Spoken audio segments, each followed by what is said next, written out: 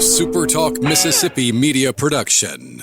Calling all coin collectors. The second annual North Mississippi Coin Show is back at the Crossroads Arena, Friday and Saturday, March 14th and 15th from 9 a.m. to 5 p.m. Free parking and free admission. Corinth Coin Show at the Crossroads Arena, March 14th and 15th. Oh, yeah. Good morning, Mississippi.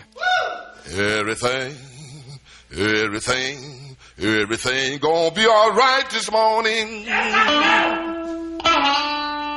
Mornings with Richard Cross. Oh, yeah. Here on SuperTalk Mississippi. Woo!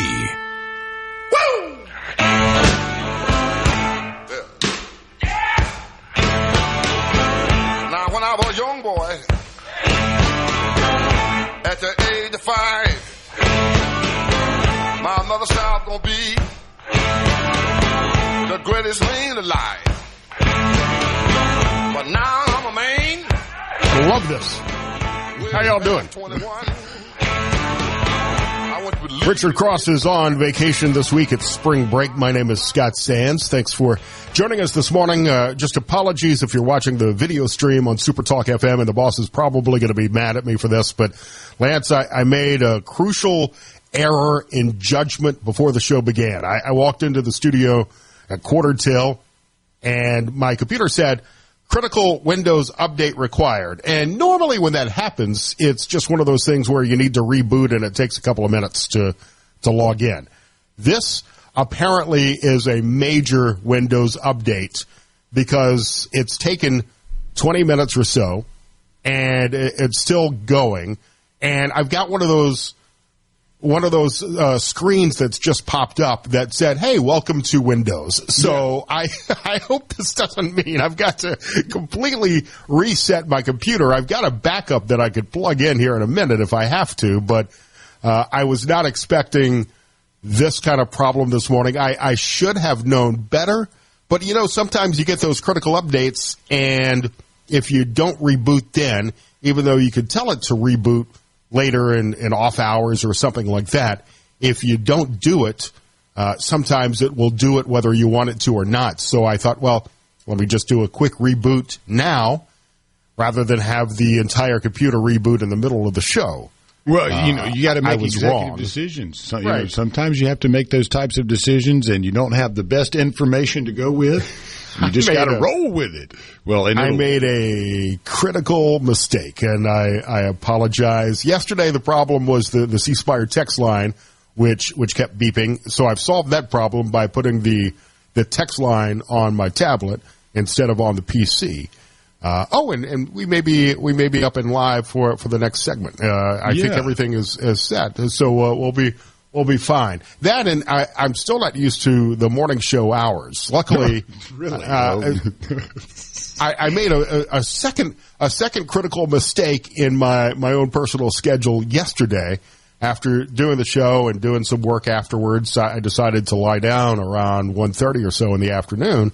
I thought I would take a short hour-long nap, as so many morning show people do. I assume maybe you grab a nap after the show when you get home as well. Sometimes, yes, sometimes. It just depends on what the day looks like. But yeah, I try to get anywhere from 15 or 20 hour nap as soon as the show's over with. And then, at times I can log a couple hours or maybe 5 or 6, depends on how poorly my sleep has been for the previous week. So yeah, I just catch up when I can. And so I know how you feel on that.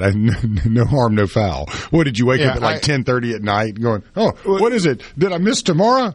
I've done that. The boss and Alex called me like around 4:30 my time. So I had taken a 3.5 hour nap, give or take. Made the mistake of not setting an alarm, and as a result, I just couldn't get to bed last night. So I tossed and turned for hours with Law and Order reruns in the background, which always make for weird dreams. I don't know if... Oh, man, I had some crazy ones the other day, and I don't remember what I was watching, but I've been on some Michael Caine, all the 1960s and 70s Michael Caine movies into the 80s. the spy flicks and Harry Palmer. And I woke up in a just absolute drenched sweat the other morning. I don't know what time it was, but I didn't know where I was, what was going on. Whatever dreams they were crazy, man. And I sat there for probably like 30 minutes, trying to pull the abacus out to make sense of it. Like, what? All right, this was happening there, and this, nothing made sense. I know how you feel on that. I'll wake up sometimes after the nap and be like, what in the world? Where am I? Feels like, you're on Starship Enterprise or something, the whole other world. I never remember dreams, but when I do, they're usually influenced by whatever television show is playing in the background. Ambient, because I can't sleep without some sort of white noise. Oh, I love just the absolute quiet. Like last night, it just turned everything off. Nothing. The only thing I could hear was the fan. I absolutely love that. It's one of my favorite things about going out to our cabin in Issaquah County is having that absolutely just can't hear anything. Nobody's up there. Every light's off. It's just dark and quiet, and I love it because you don't get that much. But yeah, sometimes I'd like to go to sleep with the TV on. Sometimes I like that. Absolutely, you can hear the cricket legs and the outside the window. But I live in a downtown building, so the only noise I would get with the windows open is like the police cars going by in the middle of the night. Yeah, I couldn't handle that. That would not be soothing for the sleep time. But that's everybody has their little thing though. If you have the white noise, or you keep the TV on, or you have the fan that's in the room, even though it doesn't really do a lot, it just has the sound to it. I know how you feel though. It's nice to get into your little groove. Once you do this for a while, the morning show, you kind of get used to it. It gets a little bit more easy to do. As my former co-host on the morning show I did in Gulfport just pointed out on text, it's not like I haven't done mornings before. You get out of the habit of it, and I wake up early anyway, but not at 4:00 in the morning. Well, I have my day. Yeah, my day off is Sunday, so I get out of the habit quickly. Sunday comes along, and I'm like, oh yeah, I don't have to be up, man. And then Monday gets here, and it's like restarting the whole process over again.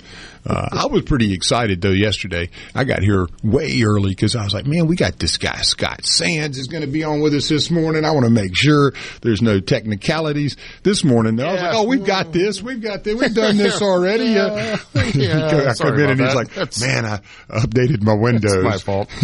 That's on me. Such is life. But I think we've got all the tech issues out of the way. Good this morning. Knock on wood, and we've got a big show for you today. Congressman Mike Ezell will be on with us next hour. Author Brad Meltzer. I'm really excited to catch up with Brad. He's got a new book out called Make Magic, which is based on his Michigan commencement address, which he delivered last year, and that went viral. I don't know if you've seen that video. I'll share that on my socials at Scott Sands Media and the Scott Sands Show on Facebook, because it was an amazing, inspirational speech. And sure, it was centered somewhat around the Michigan Wolverines, who had just won the national championship, and that annoyed me a bit. But Brad's a great guy who's written a ton of fiction novels, thrillers, kind of in the John Grisham vein, but also a host of Decoded on the History Channel, and an amazing series of books for kids about inspirational figures in American history. Douglas Carswell will also be on this morning, too. You know what I noticed today was, Lance, and I think I heard you talk about this Friday morning. Today is the day 5 years ago that the world shut down from the COVID-19 pandemic. And as I was waiting on Windows to update, I was reminiscing about what was happening 5 years ago. Well, yeah, that cruise ship had been floating around out there in Japan, if I remember, wouldn't let them in. And we were hearing all the reports of this cruise ship, for about a month that had the flu, and nobody wanted them to dock. And then all of a sudden, the world came down with what we call COVID. That was weird times, definitely. I know we're a week away from St. Patrick's Day, less than a week now from St. Patrick's Day, and I remember having a conversation with our promotions department, who were a couple of 20-year-old women just out of college, and they were nervous about COVID-19 and the headlines that were going around, and didn't want to go to the St. Patrick's Day event. And I said, look, that's fine. I understand your concerns.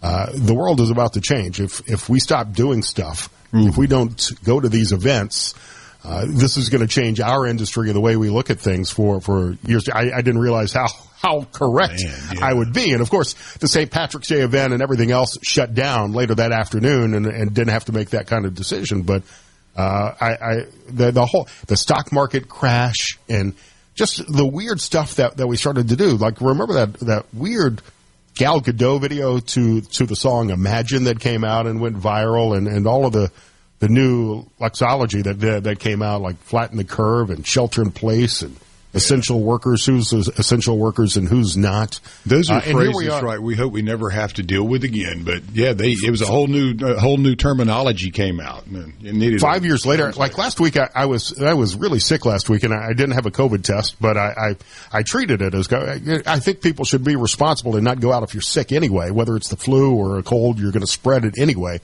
It's still going around, and I know it's controversial, but I got vaccinated at the time. I weighed 100 pounds more than I do now. And at my age, my doctor said, probably get the shot. So I did. Knowing now what we do about it, I'm not sure I would make the same decision, but you base some of your decisions on the information that you have available. 5 years ago, I'm sure everybody remembers what you were doing as the world shut down. And you can share those on the C Spire text line, 601-879-4395. I'm just glad some of that craziness is behind us. We'll get into some of the sports headlines and more next, and maybe have some fun this hour, too. I'm Scott Sands, in for Richard Cross. It's mornings on SuperTalk Mississippi.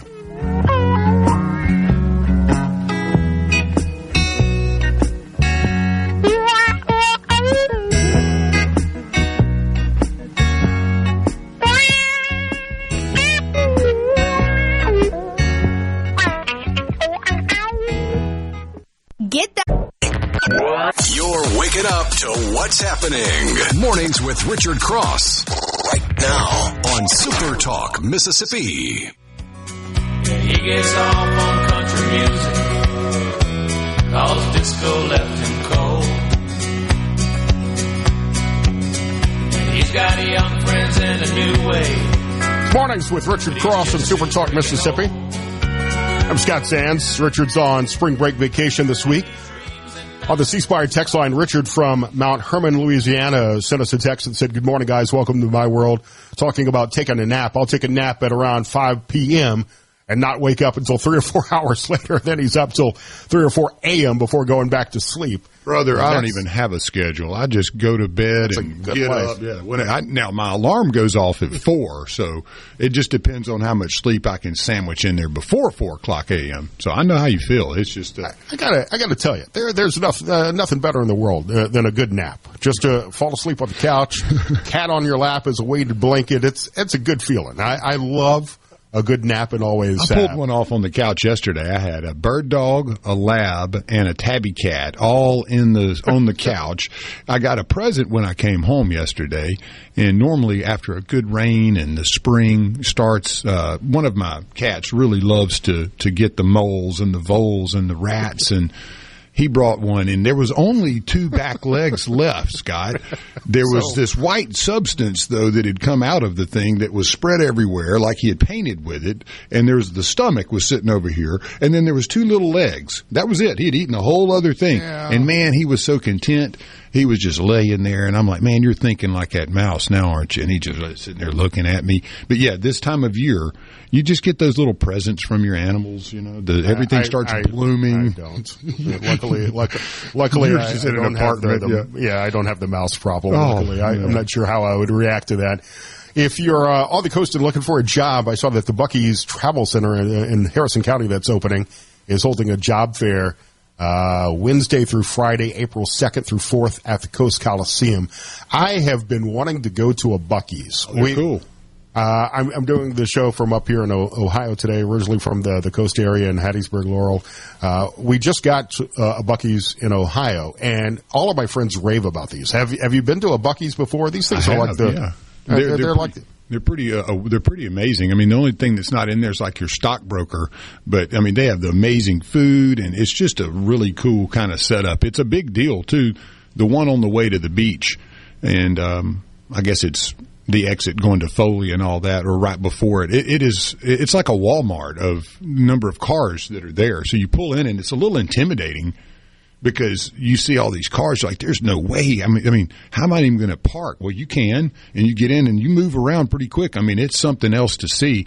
It is the new age of, I guess you would call it a convenience store, but maybe a super convenience store. Yeah, it's something else, though. The one we've been long awaiting in Harrison County. They even had to redo the roads coming in because of the traffic that was expected. And it's nice to know they're hiring up and ready to go now, because that's been it's been a project that's been on the list here that we would love to see completed, and everybody will start raving about it the moment it's open.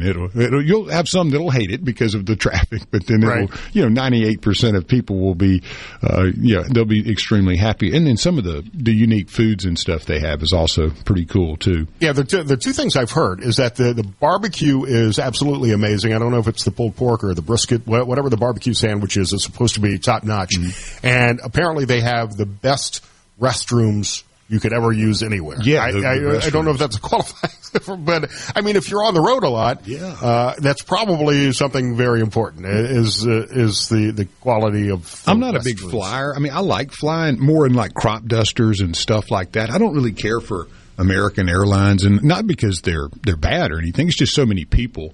So I drive pretty much anywhere I can, even if it's a good ways away. And I always love the signs on the gas stations, clean restrooms. That makes a big difference. I mean, you'll see the ones that have that sign, they'll be packed versus the one across the street. Well, and there won't be anybody there. Most of the time, they're actually not. That's the bad part about this. Mm-hmm. A text on the C-Spire text line from Biloxi. Hey, new guy. For someone that's self-professed tech savvy, you sure seem to have a lot of IT issues. Yeah, Thank you for pointing that out. It is true. We have our listeners are on top of it, even at 6 a.m., trust me. So I got you covered, buddy. That kind of feedback. Yeah. It is Tuesday, March 11th. Some birthdays today. Johnny Knoxville, 54. That was one I had circled, too. Remember, hey, we also have Worship of Tools Day today, so that's if you're wanting to celebrate getting out and doing something like tool time, you can get the tools out, dust them off, get a little project rolling. Joey Buttafuoco, if you remember him, 69. Bobby McFerrin from that song that went viral. And I played this song probably every hour and a half in Top 40 Radio. Don't worry, be happy. If you remember that. Yeah, that's a Wednesday song, right? Yeah. And one of my favorites, Lisa Loeb, is 57 today. She had that big song, Stay, I Missed You, and super sweet woman. I had the chance to work with her a few times. Well, I didn't know LaToya Luckett is her name, but that's Destiny's Child. So, I didn't know that one. 25 years ago, Kiss began their so-called farewell tour, which I think they have now done at least 25 times since the year 2000. Mm-hmm. Well, and you see Paul Stanley and Gene Simmons' sons have gotten together to collaborate on some music, too, recently. So that ought to be interesting to see. Or 36 years ago, in 1989, Cops debuted on Fox, which was a fantastic show and really, I think, revolutionized reality TV. I still watch On Patrol Live on Reels. I love that. It's a 3-hour show on Friday and Saturday nights, and if I'm home, I will sit there and I will watch it from beginning to end. And just the people that the police departments around the country have to deal with are just unbelievable at times and ridiculous, the behavior that they have to face and putting their lives on the line for that. Well, the domestic calls are the worst, too. Mm-hmm. You always, if you listen to the police tell you, that's the riskiest one because you really never know what you're getting into. And Cops really showed you a lot to me when you go back and look at some of the just basic violence and basic danger that a cop is going to encounter just going to someone's house. Because you never know who's going to jump out of the woods or out of the bushes or out of a closet. You get the calls and they're, oh yeah, so and so beat me up, and then you get there and they're not mad anymore, and you don't really know. And being fortunate, I've had a chance to ride along with JPD some, and what a wonderful group of people that I've been able to get to know. And when you talk to them, that's again same thing as the domestic, getting to the house and the protocol necessary to make sure that you don't have something happen, and having that extra officer there is so important.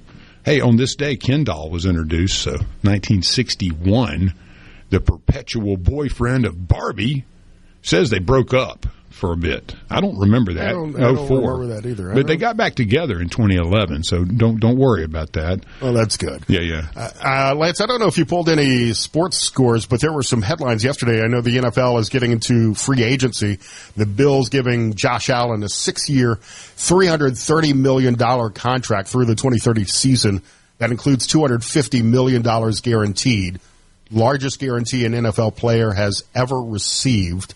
And probably a good deal when you compare it to like Deshaun Watson's deal with the Cleveland Browns, and they just picked up Kenny Pickett as a quarterback, which is probably not the Super Bowl winning quarterback that Myles Garrett expected the Browns to sign when he did his new deal. I also saw that Chase Young with the Saints got his new contract done, so that's good to keep him with the Saints. Goodness. I don't really get into the contracts as much. It's a lot of money. I know that.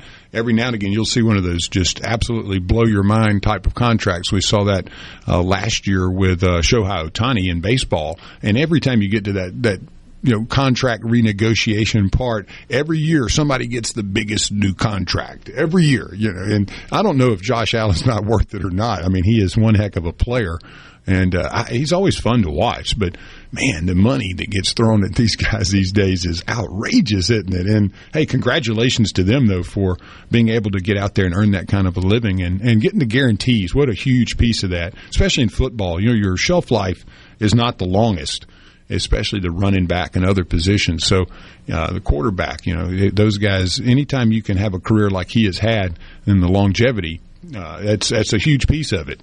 I'm a huge football fan, but again, I don't get into the contracts as much because it just blows my mind. I'm like, wow, are you kidding me? It's kind of like watching, you seeing some of the ticket prices as they move up in the NIL area in college too. I mean, it's turning more into a business, and whether we like that or not, that's part of the game now.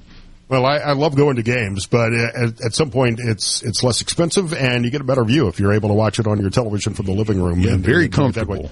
Were there any games last night in baseball? Well, we have baseball. Really, today is the day. Midweek, everybody's going to be on the schedule today. South Alabama will and Ole Miss will play in Mobile today, March 11th, Tuesday, 4 p.m. ball game. Mississippi State is going to take on Old Dominion at Biloxi at Kessler Federal Park there, March 11th, 6 o'clock ball game. Southern Miss. They also have UTRGV, UT Rio Grande Valley. That's a Pete Taylor Park ball game, 6 o'clock. Also, you have the University of West Alabama will be playing William Carey at 4 o'clock, Livingston, Alabama today. And Delta State has the University of Arkansas Monticello, 5 p.m. game at Monticello, Arkansas. So that kind of gets us caught up on the baseball schedule. And as we know, we got a ton of basketball about to start, so we can hit that on the other side of this if you'd like to. Yeah, and with baseball season here, I thought I would ask, what is the best baseball movie of all time on the C Spire text line, 601-879-4395. There's a list out that we'll cover next here on Super Talk Mississippi.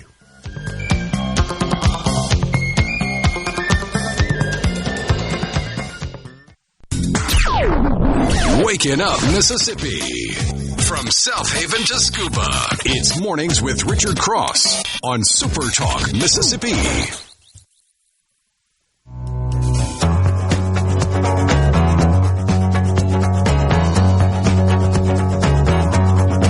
So Richard is on vacation this week for spring break. My name is Scott Sands. Lance is here as well. Thanks for joining us on Super Talk Mississippi, everywhere on supertalk.fm. I saw a list yesterday of the best baseball movies of all time that I want to go through in a second, and we've got some suggestions coming through on the C Spire text line at 601-879-4395. Of course, the obvious one that I've seen 3 or 4 times so far on the text line, Field of Dreams.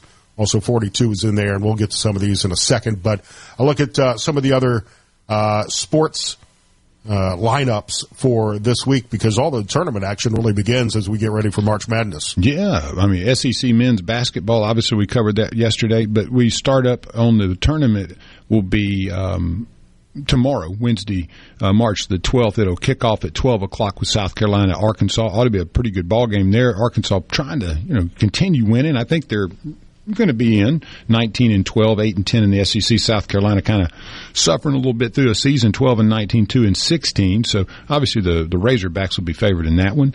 Should be able to get into that one for about $11. Texas at Vanderbilt at 2:30.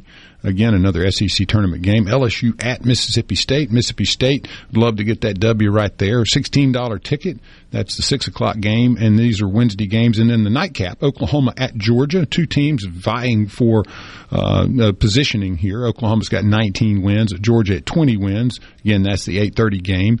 And then the next day in the deal, Ole Miss will take on their opponent from the day before, depending on who wins that one. Ole Miss is the 12 o'clock game on Thursday. A&M would play at 2:30, Missouri at 6, and then the nightcap with Kentucky. And those are all dependent upon who advances in their respective slots there that I covered first. The women's, obviously, we know that South Carolina eased past Texas to win the tournament in Greenville, South Carolina. But we'll have the bracketology, whereas both Mississippi State and Ole Miss are going to be in the same side of the bracket, Region 3 Spokane. Mississippi State, 9 seed, Ole Miss, a 4 seed. Mississippi State's opponents in that bracket will be USC, Hawaii, California. And on the other side, really right there next to them, if Ole Miss wins their side and Mississippi State wins, they will have to play each other to advance. And the Ole Miss side of that bracket, Kansas State, George Mason, and Portland. So that's how that shapes up. And so that would kind of catch us up with the basketball side of things. Baseball, Major League, we know that they're full force in spring training right now. And just a lot of things happening there. Everybody's figuring it out. And we'll see a lot more as we go on. But let's see. Clay Holmes, the converted reliever, he hadn't given up a base runner past second, I think, and hasn't given up a run yet.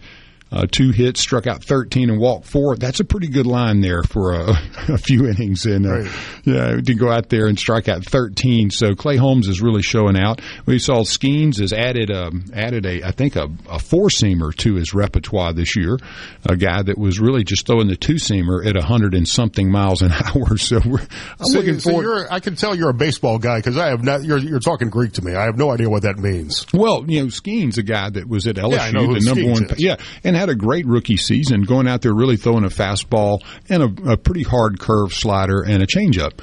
The 2-seam fastball is one that you kind of hold it a little, in between the seams, and you get a lot of run. It runs back into the right-handed hitter, and he was notorious for being able to run that ball out into the plate from the left-handed batter's box and then under the hands of those righties. So when you're throwing 104 miles an hour, pretty regular, it's kind of tough to catch up to that. You add that 4-seamer in there, and it takes a little of the drag off. You get a little bit more velocity, and the ball's a little straighter. So I'm anxious to see how that will play in his repertoire because he was pretty dominant. I don't know what any of that means. I'm nodding in agreement, but I'm really not sure what you're talking about. I had the chance to see Skeens in the minors pitch against the world famous Toledo Mud Hens. Yes, just an impressive kid. He is, and the thing about this, you get a lot of the spin rate, the technology they use today and the terminology. You have all these words that we did not have back when I played, like spin rate and exit velocity and all those things. And they're great tools to use. But when you see a guy that pitches as well as he does, you don't even need the analytics. You just see a dominant player. And there aren't many guys like that. Right. You just see this guy's got it. He could have gone straight from college to the pro game. That was how advanced his game was coming out of LSU, which to me was one of the neat things about him was he was a catcher and a pitcher at Air Force before he ended up at LSU. Chose not to hit and catch, obviously, at LSU and just focus on pitching, but he was one heck of an athlete, really just blossomed at LSU. So, you never know what a change of scenery and focus can do, but that was one of those. Doing all right for himself. Yeah, that was one of those moves. You go, that was a smart move for the young man. Off the C-Spire text line, someone asked if we saw the kid that was drafted by the Pirates from Jackson Prep hit a homer a couple of days ago. I was trying to find that actually, and I'm sorry, I had it pulled up, and this is a huge list, but there's so many great players. Honestly, they've come out of Jackson Prep in the last few years. Ole Miss has had a couple of them up there playing a significant role, and it's something of the Connor Griffin kid that was the number one player pretty much in the state of Mississippi and probably one of the top 5 or 6 in the draft last year, and that's who the individual you're talking about.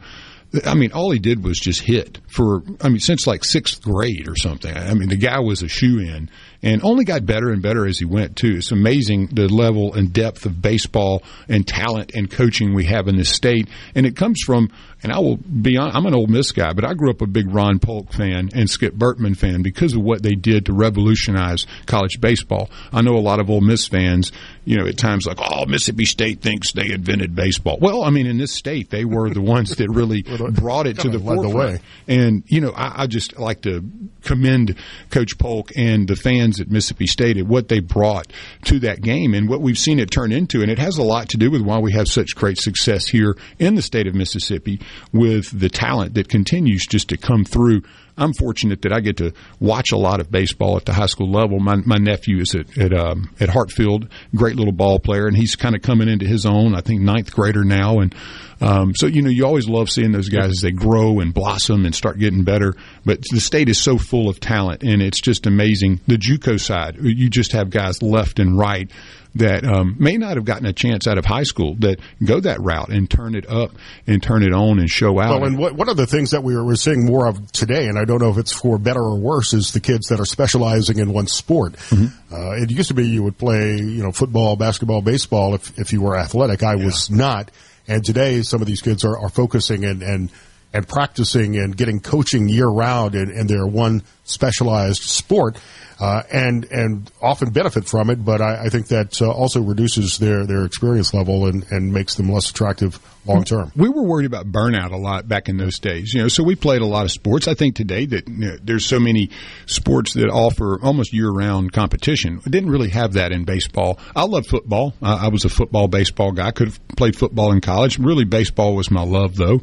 And was fortunate to be able to do that. So, trying to pick one of the two is very difficult for me. It was, and I know that that's always hard. But I always like being busy with sports. That was just, if I wasn't doing that, I was probably going to be out in the woods hunting or doing something like that. So, my athletic prowess at St. John High School in Gulfport was the manager of the basketball team. Hey man, so somebody's got to do it. Yeah, I loved our managers. They were some of the greatest Somebody's people. Got to wrap the ankles. Yeah, I mean, without those guys, honestly, I remember one of ours, Kevin, at Ole Miss, just great, took care of everything, and you just. Sometimes it's the unseen that gets the least appreciation, but I think we were always very happy and proud of the type of people we had surrounding us on the support staff too. They were so important into making everything go. And when you're going on a 3-day trip to South Carolina and somebody forgets a belt, that can be a major meltdown when you're, oh my God, where's my belt? And somebody's always there to save you. So those guys are some unsung heroes, honestly.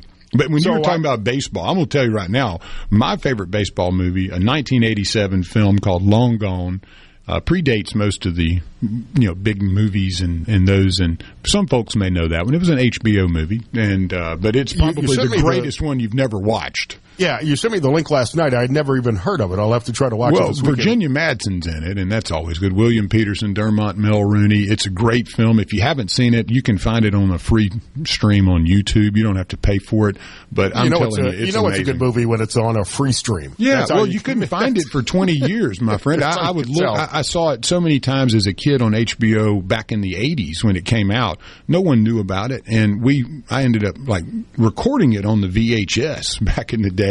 Once that went out of style, I lost the movie for years. Another one like that was Southern Comfort out of a great movie. It was not a baseball movie, but for years you couldn't get it, you couldn't find it, and all of a sudden some genius downloaded them to YouTube for free. Thank you so much. I've watched Long Gone 30 times probably in the last few years now that I know where it is. So take a look. It's a really good one. Comedic, and it kind of has a blending of a lot of different style of movies in baseball this was the first one, though, honestly. There weren't many before it. We're getting so many suggestions off the C Spire text line at 601-879-4395. A League of Their Own, Field of Dreams, yes. Obviously the most popular, Bad News Bears, Major League. Hey, one that's a documentary that people may not have watched is The Battered Bastards of Baseball, featuring Kurt Russell and his father, Bing Russell, as the owner-coach of the independent team in Oregon. Amazing story. Got to watch. It's a Netflix movie. Check it out. The one I will watch every time I run across it on cable is Moneyball. I know it's like 10 or 15 years old, but it's such a great hair. movie. You know, he's got great hair too. You know, he's a good-looking man, if I do say so myself. We got your lottery numbers and results next here on Super Talk Mississippi. I'm Scott Sands.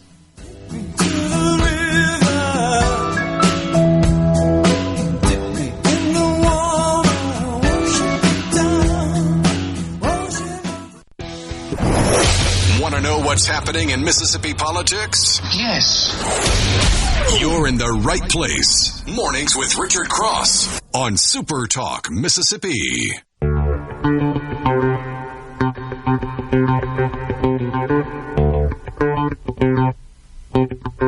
Congressman Mike Ezell next hour here on Mornings with Richard Cross. I'm Scott Sands, Super Talk Mississippi. Just to wrap up real quick before our Mississippi lottery numbers, because we got so many texts coming in, and most of them Field of Dreams, Bad News Bears, Major League. Believe it or not, Major League and The Sandlot didn't make the list that I saw from Hollywood Reporter. You know what the number one best baseball movie of all time, according to them, was? What you got? Didn't even mention this. 8 Men Out. I mean, it's a great one. Mr. Baseball, Tom Selleck flick, excellent. You got Brewster's Millions, another one. And then if the Rookie of the Year is not on there, Henry Rowan-Gardner. I actually had a little cut-up I had done, like, with the coach saying Rosenbagger and all that, and it was paired up with Joe Biden trying to get names right, and I never played it because it was, I didn't want any ageism or anything. But, yeah, those are three of my favorites. There's so many good ones, though. Good. The Natural. But you pointed it out anyway, so that's nice. Yeah, The Natural, though, I mean, if you don't have that one in there, something's wrong. We watched that that movie before every baseball game through, like, minor league, little league, pony league. That was every game we watched that, and we didn't get beat very often either. That was kind of our thing. The Natural is being mentioned quite a bit as well on the C Spire text line. So the Mississippi Lottery Corporation completed its February transfer, and this number is astounding. $9.4 million transferred to the state in net proceeds to the Lottery Proceeds Fund at the state treasury. That brings the fiscal year 2025 total to about $74.3 million. Since the lottery began selling tickets in 2019, $653 million transferred to the state. So huge numbers from the Mississippi Lottery. It doesn't feel like it's been 2019, but it has. And it's almost over $500 billion to the state. Good work, guys. The lottery folks know what they're doing. They always keep it interesting and fresh as well, and I think that's a testament to what we see here with $653 million. That's amazing. It's a huge revenue source for the state. In Lotto America, no jackpot winner last night. That brings the estimated jackpot up to $25.91 million. Next drawing for that is tomorrow night. The numbers from last night, 13, 15, 34, 36, 39, and the star ball was 10. No jackpot winner in the Powerball either. That brings that jackpot up to about $353 million. The drawing for that will be tomorrow night as well. Powerball 6, the numbers were 17, 40, 47, 50, 55. The double play numbers from last night, 41, 42, 46, 48, 59. Powerball 3. No jackpot winner in the Mega Millions. The jackpot there for tonight's drawing, $256 million. The numbers from Friday were 8, 20, 48, 58, 60, and the Mega Ball 7. No jackpot winner in the Mississippi Match 5. Jackpot for tonight, $483,000. There were a bunch of winners yesterday, though, in the Cash 4. A New Hebron woman won $800 from a quick stop at New Hebron. A Moorville woman won $1,200 on a ticket from the Marathon Fast Stop at Tupelo. And a Steens woman won $2,700 on a ticket from Sprint Mart in Columbus. In Lotto America, $1,000 ticket winner from a Keith's Superstore in Purvis. Several Match 5 winners. Starkville man won $800 from Down the Hatch. Corinth man won $1,000 on the ticket from Blue Sky in Corinth. And a Pontotoc man won $1,000 on a ticket from a Blue Sky as well. $3 Crosswood winner. Crystal Springs man won $30,000 in Crystal Springs. And 50X the money winner from Hattiesburg, $10,000 from a Keith's Superstore in Hattiesburg. $100 million extravaganza winner. Europa man won $2,000 on a ticket from Tobacco Warehouse in Europa. Eupora. I'm going to get you on that. Yeah, you're nailing it. The New Hebrew when you got close there. Eupora, you nailed it. I'm putting an R in there by mistake. I apologize. Also a bunch of winners in the Cash Blitz. $1,000 to a Holcomb man, $1,000 to a Brookhaven man. I want to see if you got this one. Mantachi. There you go. That's my guy. I knew that one. A couple of people won there, and a Columbus woman won $2,000 on 2 tickets from a Country Mart in Columbus. But again, the big ones, you've got the Powerball tomorrow night for $353 million. Lotto America for $25.91 million tomorrow night. And the Mega Millions jackpot tonight, $256 million. It's at that point where I'm going to have to put the lottery pool together and go buy a bunch of tickets for people. Yeah, you'll be getting the big basket full. There was a couple guys that I was sitting at a bar at the clubhouse one day, and they came in with a huge box, and there was all these tickets, and I'm like, man, what are y'all doing? Same thing you guys were doing. You know, they just buy up a bunch of them, and everybody sat there with a quarter and scratched them off. And then so I learned, though, a little trick from one of the Indians at the mart I go to. They use like a little razor blade, and it moves so much quicker to get all the stuff off. If like people leave their cards around, they'll take them and scrape them and make sure nobody won. But yeah, the little razor blade thing, that works amazing on the actual little scratch off cards. Fox News and SuperTalk Mississippi News at the top of the hour, and Congressman Mike Ezell next hour. I'm Scott Sands. You can find me on X at Scott Sands Media, the Scott Sands Show on Facebook, and, of course, all of the SuperTalk social media as well, and supertalk.fm. She's a lady. No, she's a lady. Talking about that little lady. And the lady is mine. The views and opinions expressed by the hosts, guests, and callers on this show are not the opinions of TeleSouth Communications, its management, or advertisers. Mornings with Richard Cross on Super Talk, Mississippi. Welcome to the show.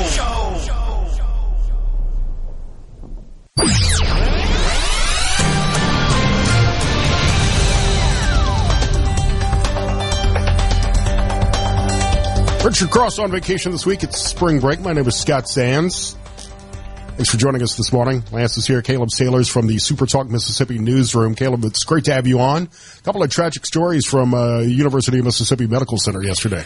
Absolutely, Scott. Well, one yesterday and then another from the day before. But yesterday, tragic situation in Madison County. We had a University of Mississippi Medical Center helicopter. Well, it was a helicopter that was heading back to Columbus in the Golden Triangle of Mississippi after transporting a patient here to Jackson. Well, the helicopter crashed near Highway 43 near the Natchez Trace in Madison County, and all 3 individuals on the helicopter passed away. 2 of the individuals have not been identified yet, but we have confirmed the identity of Dustin Pope. He's a flight nurse with UMC, and right now the National Transportation Board and the Federal Aviation Administration are investigating, what caused the crash, what happened, but we really don't have a lot of answers. We just know that 3 individuals have passed away, and it is just a very tragic situation. My prayers are out for everybody in the UMC community right now and all of our first responders. Yeah, and it's the second crash, of course, a couple of weeks ago, the plane crash in Pennsylvania of a life flight.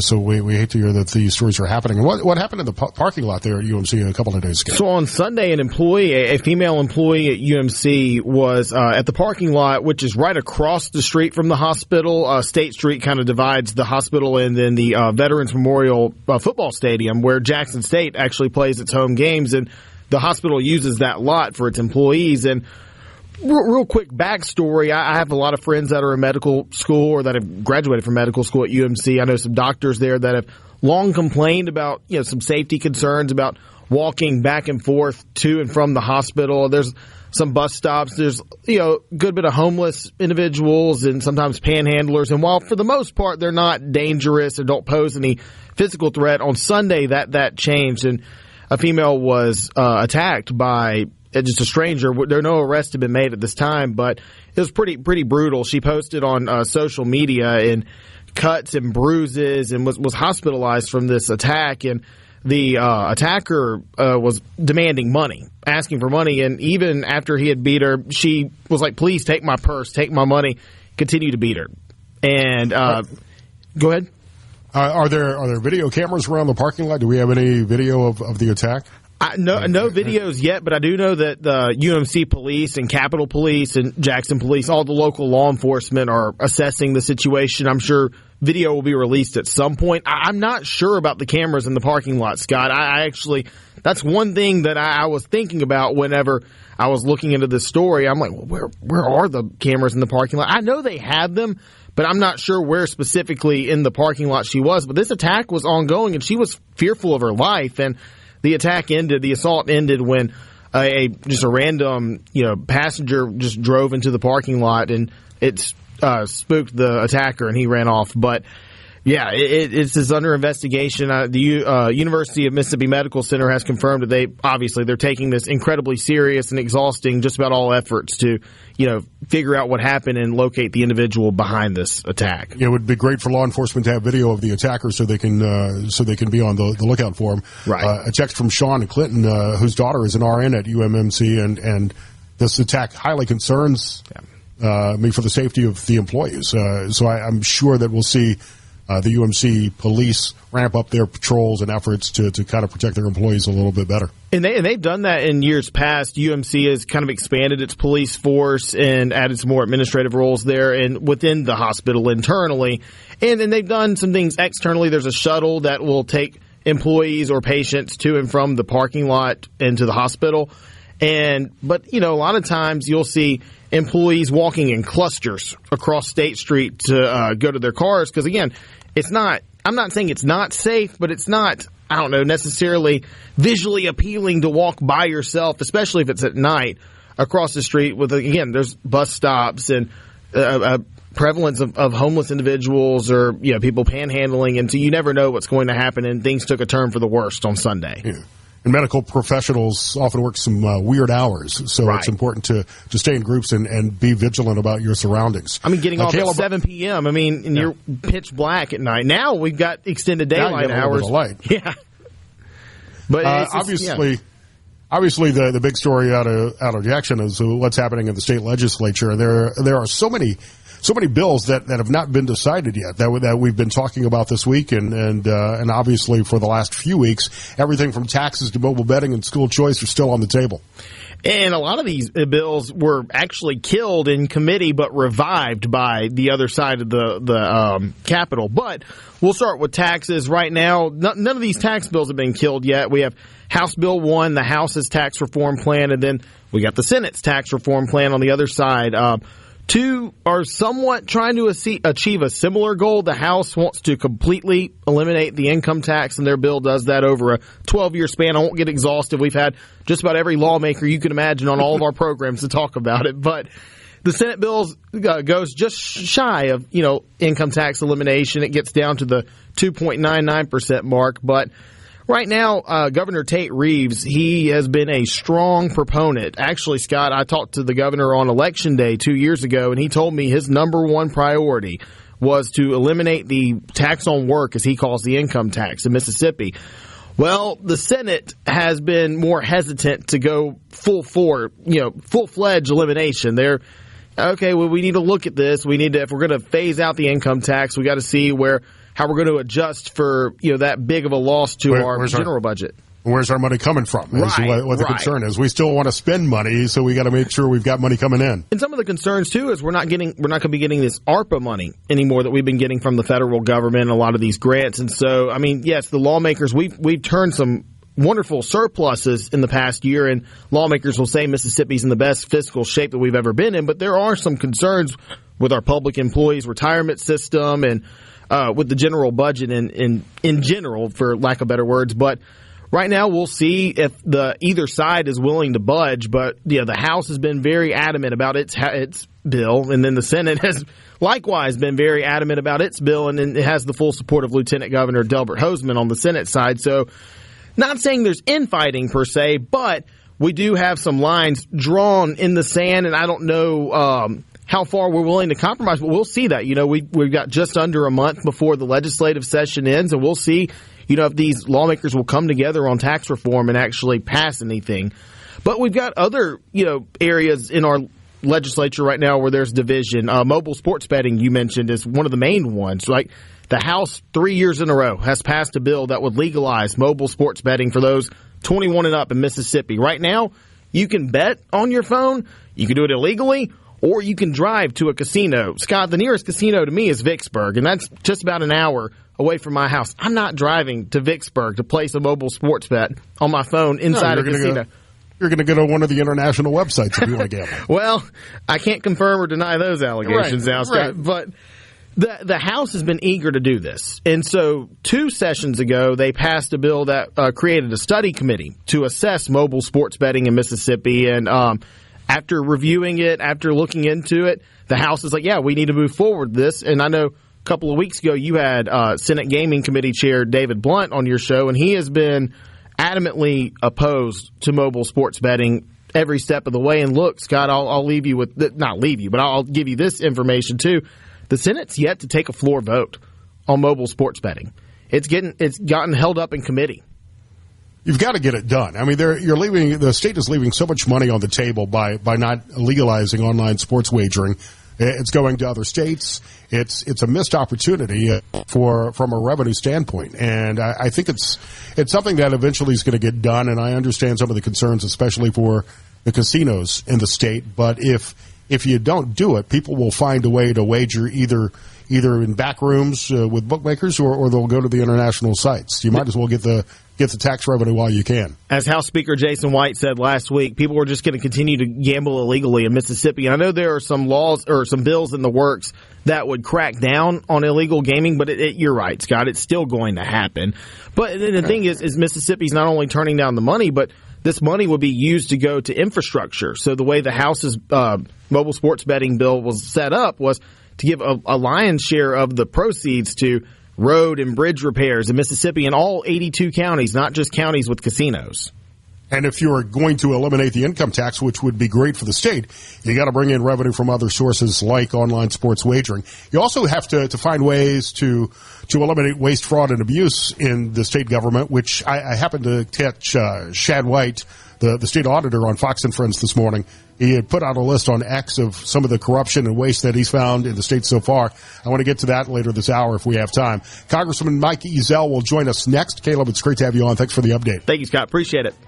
Mornings with Richard Cross on SuperTalk Mississippi. I'm Scott Sands filling in. You can find me on X at Scott Sands Media. And, of course, the C Spire text line is always open for you as well at 601-879-4395.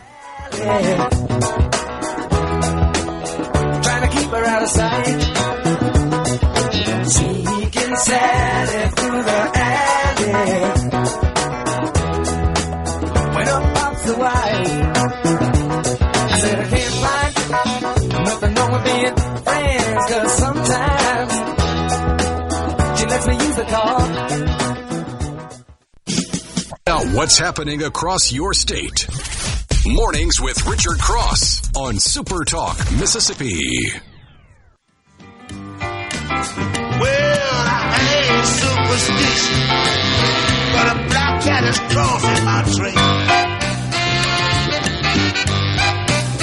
Well, I ain't superstitious, black cat, I'm crossing my trail. Thank you so much for letting me hang out with you this morning.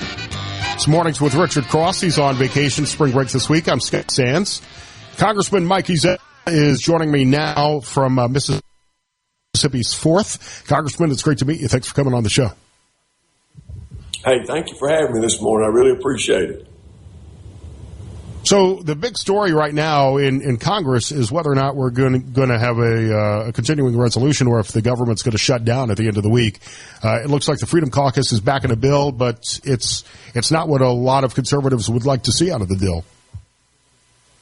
No, you're right. I mean, it's one of those things that we've been doing for quite some time now, as everybody knows. It's not something that we always want to do, but it's kind of necessary. The president is backing this right now, and I think it's about our best option at this point. And I'll be supporting it tonight as we go forward on the bill. So the bill, as I understand it, would reduce and freeze spending for the next 6 months to allow the president, DOJ, the administration to do their work and eliminate waste, fraud, and abuse. But it's got a lot of the Biden-era spending in this bill still. Yeah, there's going to be the same spending as we've had last year. There's not going to be any cuts. It's going to be, I guess you'd say, just the same as it was last year. There's a lot of rhetoric out there about all these things that we're going to be losing and how bad, doom and gloom and all this kind of stuff. But it's going to be just about exactly like it was last year going forward to try to keep things operating so that we don't shut the government down. Yeah, so why hasn't there been a better plan? It seems to me, and maybe I've got the timeline wrong, but a year ago we were going to kick the can down the road for 6 months to wait until the election, and then after the election, let's push this to March after the inauguration. Now it's March, we're going to push it down the line another 6 months. Why hasn't there been a plan in the House Republicans to have a better spending bill here? Well, I think it's the leadership has come forward with this thing, and I have to kind of follow along there. It's most of the time, not always, but I'm with you. I'd rather us get us a better plan, get this thing marked out. I don't have all the exact answers for all that stuff, but it's something that came out of House leadership. So anyway. I just got to say, let's just keep working, try to get things back in order so that we can get a normal cycle back. And I think that by the end of the year with President Trump taking the charge, I think we're going to get back to some normal spending, a budget, and try to start paying this debt down. Yeah, and I don't mean for our first meeting, our first date here to be contentious, but it seems to me like if Democrats had proposed this spending bill back in December, Republicans would have been upset about it. Well, that's the way it is up here. Nobody can get along for any length of time. And I got to tell you, it's back and forth on both sides, and I don't mind, a little contentious there. But, that's politics up here in Washington. I know that we can all do a better job, and I'm down for working hard to try to make things better. But this is what we got right now, and this is what we're going to go forward with. So do you think you have the vote on this spending bill? Will you be able to convince a couple of Democrats? Yeah, I think we're going to have the vote. I think they'll be there. There may be, one or so drop off, but I believe we're going to get it done. What about the pushback against DOJ? I mean, obviously, I think a majority of Americans want to see waste, fraud, and abuse eliminated, but the department and Elon Musk are obviously getting a lot of criticism for the cuts they're recommending at this point. I'll tell you this, what I have seen, the cuts they've been making has been perfectly fine with me. So much of this money that we found out that has been going all over the world that we had no earthly idea about, we're just now finding out.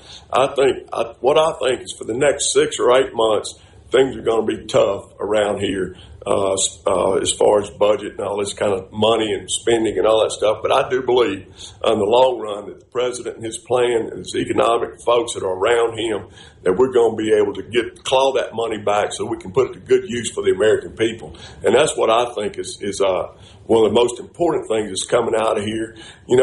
Everything always gets blown totally out of proportion in Washington as to who's right and who's wrong. Depends on who's in power. Huh. Weird. Yeah, I learned that the hard way. Yeah. I mean, you're still relatively new in the halls of Congress. You ever get lost in the basement tunnels? Oh, more than once. I'll tell you this. And, you start walking and looking. It's like, I know I came this way at some point. I sure have.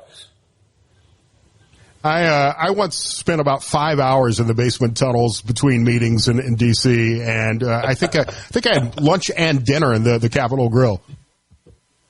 Oh, yeah. Well, I'll tell you, at least you won't go hungry. Right. We're talking to Congressman Mike Ezell from the 4th here on Mornings with Richard Cross. I'm Scott Sands. There was a big story internationally today that could affect gas prices, and I think this actually may benefit the state and the coast. The Chevron deal with Venezuela has been eliminated, and I know Marco Rubio is working on that. What are you doing in Congress? What can the state do? What can we do to build offshore drilling that could benefit Mississippi energy production?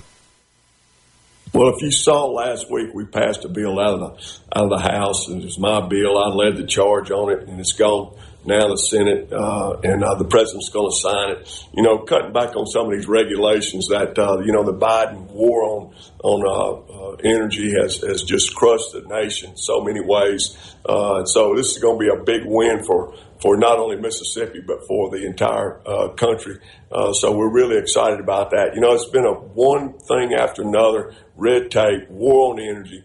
And this bill that with the president's going to sign, which will become law, is mine. Very, very excited about that to be able to help so that we can get prices down, we can keep American workers working, and we can get things rolling back again with this great American opportunity that we have here to showcase the world that America's back. Congressman, I talked about this a little bit on the show yesterday, the president's initiative, which he talked about in last week's address to Congress to rebuild the U.S. Navy, which could also be a boon for the Pascagoula area with Ingalls and the Bollinger shipbuilding. Have you looked into that? Have we seen any spending coming out of the Pentagon? Yeah, it's going to be great news for shipbuilding in my hometown and across the nation. You know, I'm really excited about that since I'm the subcommittee chairman now with the Coast Guard, and we're going to really start building. We're going to start repairing. We're going to start making America great again, as the president has said so many times. You know, our military's got to be second to none, which we are, but we've got to continue to take care of our military, provide them with the best tools they can have at their disposal so that we can defend this great nation. And without that, you know, we're going to be in a lot of trouble. But I'm all in for building new ships and making America safe again. Yeah, we've got about a 100-ship disadvantage to the Chinese Navy right now, and I think the Navy is critical to American national defense. Absolutely. You know, I'll tell you what, you know, the American fighting forces is the greatest in the world, and we're going to keep it that way. But, you know, over the last several years, we've kind of fallen behind on our shipbuilding and some of the other things that our armed services need. I'm going to do everything within my power as a subcommittee chair of the Coast Guard to make sure that they have all the tools in the toolbox and we can defend this country. Congressman, I know you're a Southern Miss guy. How does the baseball team look this year? Hey, I think we're going to do pretty good. I was in a little argument yesterday with Trent Kelly, and so we went back and forth with his Ole Miss Rebels, and so we'll be watching. I'm excited about going to see baseball. We got a hometown boy from Van Cleve that plays Carson Pato. I look forward to seeing him play every year, and it's really exciting. I knew him when he was just a kid, and now he's playing up there at Southern Miss. Yeah, and I'm excited to see what Coach Huff can do with the football team this year. Yeah, I look forward to that. You know, I like to watch football, but I'd rather go to a baseball game. That's what I really enjoy. It is that time of the year. We were talking earlier this morning, Congressman, about the best baseball movies. Do you have a favorite baseball movie? Oh, Lord. I'll tell you this. I am a big fan of Mickey Mantle and the old Yankees back in the old days. And I'll tell you what is so exciting about this television that we have now. You can go on YouTube and you can pull up the 1964 World Series and watch Mickey Mantle and all those guys play baseball. So I got to tell you, that is actually my favorite, is watching the old World Series with Mickey Mantle. Congressman Mike Ezell from the 4th, it's great to have you on. Thank you so much. You can find him on X at @Ezell. Appreciate your time, sir. Look forward to our next conversation. Hey, thank you very much. Next hour, author Brad Meltzer, author of the book Make Magic and so many other great novels, will join us. It's Mornings with Richard Cross. I'm Scott Sands on SuperTalk Mississippi. And I'm leaving here a better man. Yes, I'm leaving here a better man. Knowing you this way. Things I couldn't do before, now I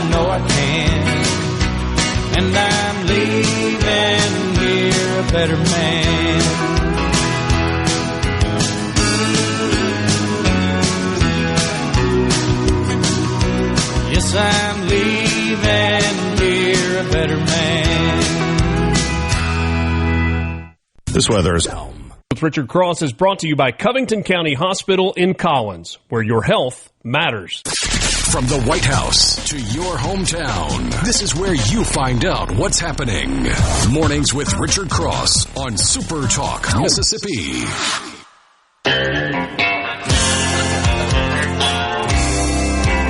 So Richard is on vacation on spring break this week. I'm Scott Sands. Thanks for letting me fill in.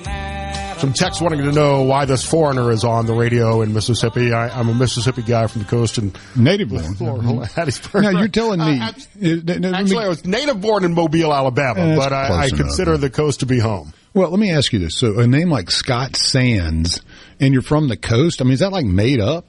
Or is No, that's the real name. I love it. Born with a great radio name. Yes, and you're in the coast and sands and all that. Yeah, there's a lot going on there, man. Lot happening. Some great text messages off the C Spire text line after Congressman Ezell's appearance, 601-879-4395. And I think I sense from the text messages a lot of frustration that this CR is going to pass. Some people saying he's no better than a Pelosi Democrat in voting for this bill. And I certainly sense the frustration because so much of this seems like business as usual. There's no real spending cuts in this. A lot of the Biden budget is still part of this continuing resolution. And technically it does fund it all, but it doesn't mean that the Trump administration has to spend it. So it's kind of potentially a stealth workaround. If you look at, for example, USAID, 83% of the contracts were cut, saving millions of dollars, but the continuing resolution actually reapproves all of that funding. So it's very confusing. And I don't know if it's a smart strategy or not. The money's there, but Trump's team doesn't have to touch it, and hopefully that will show fiscal restraint. But we've seen what happens when politicians have money to spend. It usually does get spent. Yeah, it goes through 26. So yeah. Right. Yeah. If the House passes the CR, as I expect that they will, there could be a filibuster perhaps to shut down the government, and then you have to wonder where voters will place the blame. 60% of Americans opposed the 2018 shutdown. If they pass it, perhaps betrays their own spendthrift ideology. So we'll see what happens. But what do you think? You think Trump's going to sign it? I think he's got to at this point. And I think he's got to continue to let DOJ do their work. And I mentioned I woke up this morning and turned on Fox and Friends and saw State Auditor Shad White on with a list of some of the waste, fraud, and abuse found so far in Mississippi. I don't know if I want to read this entire list, but this is quite remarkable. I wish I had seen this yesterday, and maybe we can get them on to go through some of this. But state agencies buying TVs for $5,800. Now, unless that's like a 100-foot wide TV flat screen, I don't know why any TV. You can get a 75-inch flat screen at some of the big box stores now for $400 or $500. Yeah, they're throwaway prices. Those are just throwaway prices. There's no reason to be buying a $5,000 TV. I don't care, especially with taxpayer funds. So, welfare money going to beauty pageants, speeding tickets for rich people, community gardens that never got built. Politicians taking the state plane to out-of-state baseball games. Well, I mean, if it's a good game, you can understand that. Yeah. Is there a stocked bar in the plane? Yeah, maybe not. Hundreds of thousands of dollars for state employees' cell phones that never even got turned on. Millions in education and health benefits to illegal immigrants. Millions in Medicaid going to people making too much money to be on the program. There's so much way too much abuse in all of these programs. Generationally, it just it keeps going and keeps going. You keep adding to it, and you never really reduce any of that. And that's the point of what you were making earlier with the frustration I think many Mississippians may have, and a lot of Americans. When are we going to cut something, right? Some other items in this Mississippi Office of Government Efficiency list. More money spent to insure state office buildings than the state of Florida pays to insure its buildings, and unused office space the state is renting. That's a major problem, especially since COVID. School districts paying for multiple pieces of software that all do the same thing. As someone who's been managing businesses for most of my career, that actually doesn't really surprise me. But until you do an audit to find out what software you're paying for and what's actually being used, you're going to have that kind of abuse. That's one of the easiest things to cut, I think, is unused software, duplicate software. Yeah, unless you got one of those 50-year contracts or something. Right. Yeah. More spending on cars for state employees than the states of Louisiana, Arkansas, or Iowa spend. Hundreds of millions in unemployment going to ineligible people. The state spending more on education administration than any other state in the South. Wasn't there somebody, in the state? I don't mean to derail, but there was something the other day on the news, and it may have been Trump that was reading it. That there was so many people that are over 140 years old still receiving Social Security benefits. You wonder how much duplication we have here as well.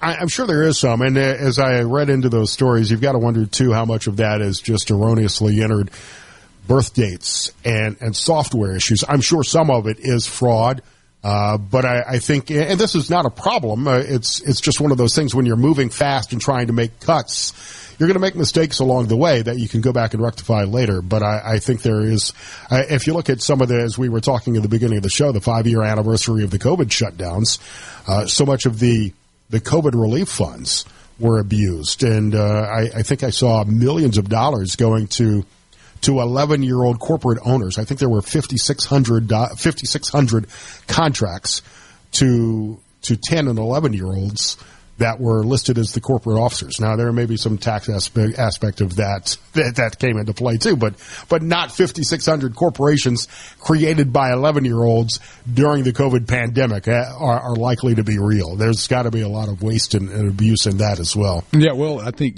Chad McMahon made a great point yesterday. For the sake of all this, Mississippi doesn't have the ability to print money. Federal government does. So, Mississippi has to balance its budget.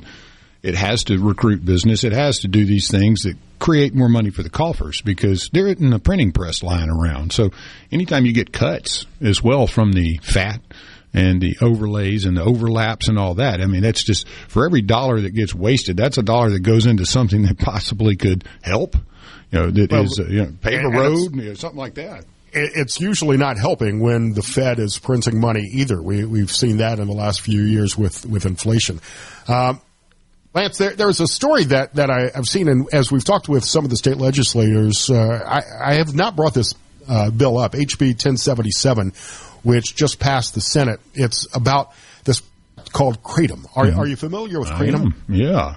It's sold at gas stations, convenience stores, CBD shops, and it's an opioid. The way I understand it, I've never used this. It's an opioid-like product, which comes from some natural ingredients, but there's concern about some of the chemicals that are found in this, and this bill wants to address the manufacturer, address the full list of ingredients, and make sure nobody under 21 is buying this product. Just to let you know more about what Kratom is, and we may have to get into this later or another day as we run out of time here, but it contains alkaloids, which affect your brain like opioids.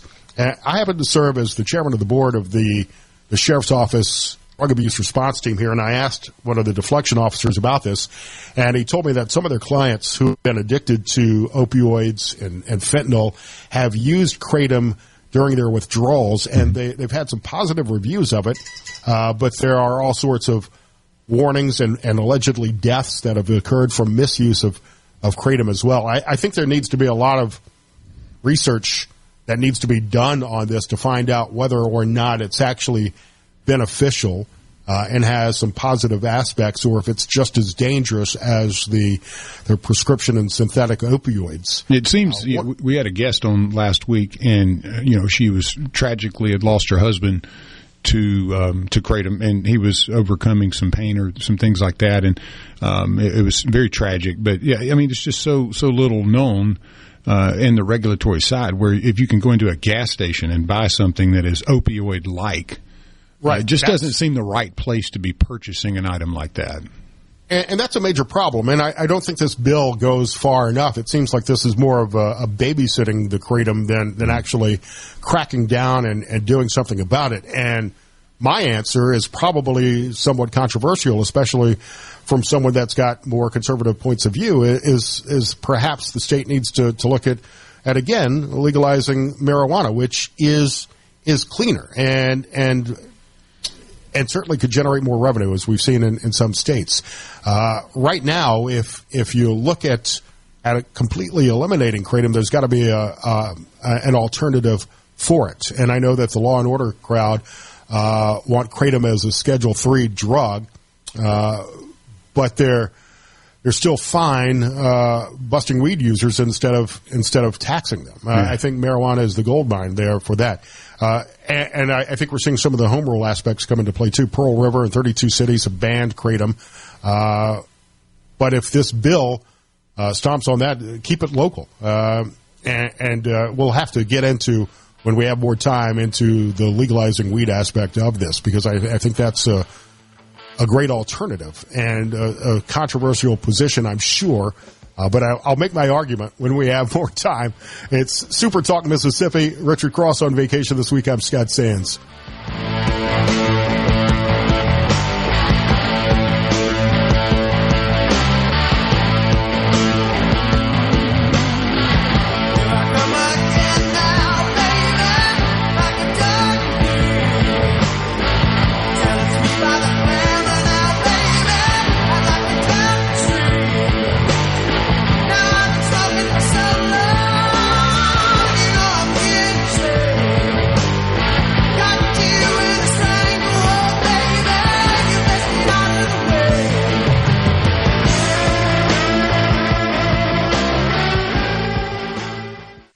Up a B. Right. Mornings with Richard Cross on Super Talk Mississippi.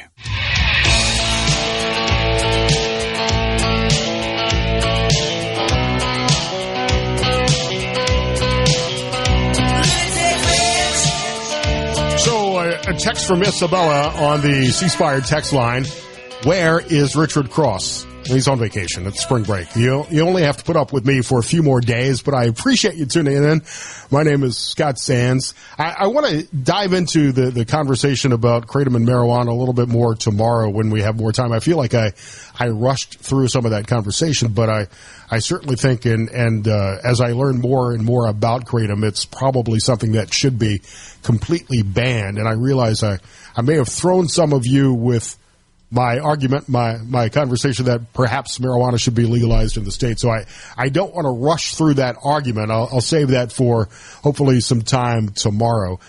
Lance, I like to have some fun on the show as well and not be serious all the time. So I've got to ask the question about pineapple on pizza. And there's a reason why I'm asking this question. One of the things I miss that's not done in Ohio on pizza is French dressing. And maybe that's a coast thing. But I'm reminded of that every time I'm back home. French dressing on pizza. Pineapple on pizza, are you a pineapple guy on pizza or no? I'm a pretty big fan of pineapple. I like the caramelization effect. I'll throw it on a pizza, but I really like it in the the sausage. Country Pleasing, I believe, has a good one. I know it's controversial. The reason why this just popped up on my X feed from a place called Bubba Pizza. Mm-hmm. That is getting a lot of backlash now because they now offer oranges on pizza. Ooh, I mean, I like the pineapple. Like I said, it caramelizes nicely, gives you a good little kind of Hawaiian feel. I'll eat it on a pizza, but it's definitely not my first choice. I'm usually more of a meat guy on the pizza. Just throw all of them on there and let's roll. The ham and orange pizza basically is Hawaiian. They just subbed out the pineapple and put in peeled orange slices, and I've got this audio from the guy from Bubba Pizza. Or maybe I don't. It sounds like it would be pretty tasty, though. I mean, I wouldn't run from it or anything. If somebody said, hey, try this, I'm in. Okay, so my audio on this side won't work. Again, someone who texted earlier telling me that for a guy who claims to be tech savvy, seem to have a lot of IT issues, and thank you again for pointing that out. I don't think that it sounds disgusting, but I'm not sure I want to necessarily try it either. Yeah, it wouldn't be my first choice. But again, you throw some pineapple and some pork on a pizza, maybe a little jalapeno, I'll knock that out. Yeah. Or as Janet says on the C Spire text line, some ranch dressing with the pineapple and bacon, too. Yeah, I like ranch, all right, but the French dressing, or would you say that's a coast thing, French dressing? Or was it? The French dressing seems to be a coast thing. I've never seen that done anywhere else. I remember back in the college days, a couple buddies that would dip their pizza in the French dressing, but it was never like my thing. But it does sound like it would be pretty good. I just kind of go with straight up pizza. I don't really dip it in anything. Unless it comes with a big old garlic butter dipping sauce or something where you can flood it and add life to, your heart. Right. Why not? Darren on the C Spire text line, do you like Cohiba cigars? Completely random question, but if you're going to bring up cigars while I'm hosting a show, yes, they're not my go-to. I do enjoy Cohiba cigars when I can afford them. A nice Padron. Big fan of the New World and the A.J. Fernandez line of cigars, which is a completely random topic. This is a big story as you get ready for your driver's license renewals. I've got to do this year as well. The Real ID goes into effect in May. They've been pushing this thing off for what seems to be years now. It's the new federal standard on a driver's license that's going to be required even on domestic flights. You need to have the Real ID stamp if you're going to fly. It doesn't replace your passport, but if you fly somewhere, it's going to be required by TSA and will be used even to travel some of the U.S. Related countries. Will work in Mexico and Canada as well, is what I was trying to get to. But as they're doing this, what I love is the new technology that's being added to things like iPhones, where in some states you can now add your driver's license to your Apple Wallet, so you don't have to carry your driver's license around. It's being accepted by some restaurants and bars when they go to ID for beer and liquor. I don't know that police stations will accept it if they pull you over, but it certainly helps to make things a little bit more convenient if you can throw that into your Apple Wallet with some of your credit cards. And I see that technology expanding soon and rapidly to other states. Author Brad Meltzer will join us after the top of the hour. He has got a new book out called Make Magic, which is very inspirational. We'll talk with him about that, and he'll have some great stories to share with us as well. And Douglas Carswell will join us from the Center for Mississippi Policy next hour here on Mornings with Richard Cross. I'm Scott Sands.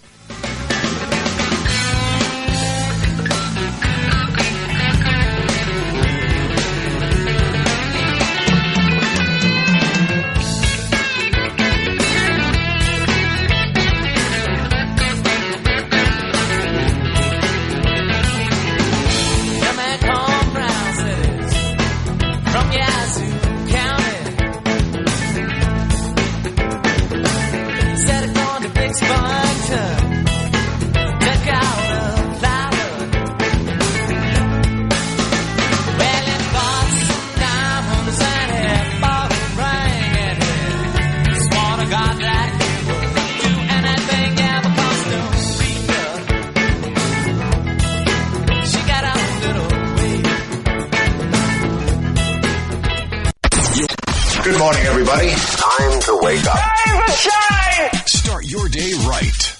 Mornings with Richard Cross on SuperTalk, Mississippi. Now that I'm starting to learn, I feel I'm growing old, 'cause yesterday's got nothing for me. Oh, pictures that I'll always see. Time just beats the pages. Thank you so much for letting me sit in for Richard this week. I'm Scott Sands, Mornings with Richard Cross on SuperTalk Mississippi. You can find me on X at Scott Sands Media, the Scott Sands Show on Facebook, and, of course, all the SuperTalk social media as well. Douglas Carswell from the Mississippi Center for Public Policy later this hour. But first, we are joined by author Brad Meltzer. He's got more than a dozen thrillers to his name, some great nonfiction books as well, and the Ordinary People Change the World series for kids. Brad, it's great to catch up with you. Thanks for coming on with us this morning. Good to hear your voice, my friend. So I want to start with a TikTok of yours that I saw last night. You found a secret museum, which sounded really fascinating. Yeah, so, we've talked about before, we started a line of children's books for my kids. I was tired of them looking at millionaire overpaid athletes and Instagram influencers who think that, being famous is being a hero. I wanted to give my kids better heroes to look up to, heroes of kindness and perseverance And so we started with I'm Amelia Earhart, and I'm Abraham Lincoln, I'm Rosa Parks, and I am Dolly Parton. And the I Am series has been going for about 10 years now, and I love that series. They turned it into a TV show called Xavier Riddle and the Secret Museum, and I finally this weekend got to see, it has been traveling around the country, they made a real secret museum. And I got to go to it and see our kids' books come to life and our TV show come to life. And my wife, when we walked in there, she was just sobbing, seeing this dream that, you know, really started for my own kids and our children. And now, you know, millions of parents around the world have taken it for their own kids and helped them build libraries of real heroes for their kids, their grandkids, their nieces and nephews, you know, from I Am George Washington to, you know, the new ones that are come. We just did I Am Sally Ride, and we're doing We Are the Beatles is the first We Are book in the I Am series. It's coming next. The entire series is just fantastic for kids, and you love secrets. I mean, most of your thrillers have involved government secrets and conspiracies and thrillers. Yeah, so, you know, this is a crazy time. We put out 3 books in 3 months, and one's a kid's book, as I said, Sally Ride. I know we'll talk about Make Magic, but the other one is, as you said, A Great Secret, which is the JFK conspiracy. So I write for adults and for kids. And that's a book that just came out, and it's about a story 3 years before Lee Harvey Oswald. A true story. This all really happened. JFK, it was a Sunday morning, was coming out of his place in Palm Beach, Florida. He was on his way to church, and what he didn't know is there was a disgruntled postal worker named Richard Pavlik who was determined to kill him, and had packed his car with 7 sticks of dynamite. So Pavlik had followed JFK to Florida because he thought that JFK's security was weakest there, and he was right about that. But as JFK steps outside, all this assassin has to do is hit the little trigger mechanism, and boom, will go the dynamite. And I won't ruin what saves JFK's life that day. You'll see it in the book. It has to do with Jackie, but it's one of the craziest JFK stories you've never heard in your life. I think I just actually ruined Chapter 1 of the JFK conspiracy, but that's Chapter 1 as it's coming out. And if you love history, you're going to love the JFK conspiracy. Well, and as you talk about the JFK conspiracy, and we'll get to Make Magic in a second, I mean, there's a lot of talk, and a lot of people's eyes are waiting for President Trump to release the JFK files, which we still haven't seen. Of course, we're still waiting on the Epstein files and a lot of other information as well. Do you think we'll actually learn anything new from that release of information? Well, listen, I hope so. I mean, you know, Trump said he was going to do it in his first term, and you know, I was so excited back then. And, you know, there's 1% of the files left. I sit on the board of the National Archives. There's 1% of files from the JFK assassination that are still have not been read. And I talked to the person who's read everything that's been released. I spoke to him, and I said, you know, what do you think is going to be in there? And it was interesting because what he said was, you know, Farris Rookstool said, you know, I think it's going to be kind of things like sources and people that we were trying to keep quiet, that we didn't know people they wanted to know we were speaking to. There's also the question of whether the CIA knew that, you know, what Lee Harvey Oswald was doing if they lost track of him when he went to Russia. And that's the real question, right? Lee Harvey Oswald is a Marine. So what's he doing in Russia at the height of the Cold War and no one knows what's going on? It doesn't mean, I don't think that there's going to be some kind of smoking gun or some kind of thing where we're going to get like, here's who really did it. We lost that once Jack Ruby pulled the trigger and killed Lee Harvey Oswald. But my hope is, listen, like everyone else, I hope there's something in those files. I think we're going to, no matter what happens, sadly, the way our culture is right now, half the country is going to say, see, they're lying to us, and the other half is going to say, see, there's nothing. And no matter what, no one's going to believe anything. We're talking to author Brad Meltzer here on Mornings with Richard Cross. I'm Scott Sands. So I love falling into these conspiracy theory rabbit holes, but sometimes when you're looking at a story as big as the JFK assassination, I think sometimes we forget that the simplest answer is usually the real answer. But when the government is not completely transparent and is withholding as much information as they have for so long, it creates this illusion of questions and conspiracy. And not only that, I mean, you know, the JFK the JFK Conspiracy, our book, obviously starts with this story of Richard Pavlik, this guy who tried to kill him 3 years earlier. It ends with the actual real assassination of JFK, and you get to see it from Jackie's perspective. And as I've studied JFK over the years, and let's talk about who killed JFK, is if you want to know who killed JFK, if you look at it in the 60s, and we want to see who killed him, we blamed it on the Russians and the Cubans. It was the height of the Cold War, our enemies at the height of the Cold War. If you look in the 70s, as Watergate hit, who killed JFK? Well, this was the time when we stopped trusting the government, thanks to Richard Nixon.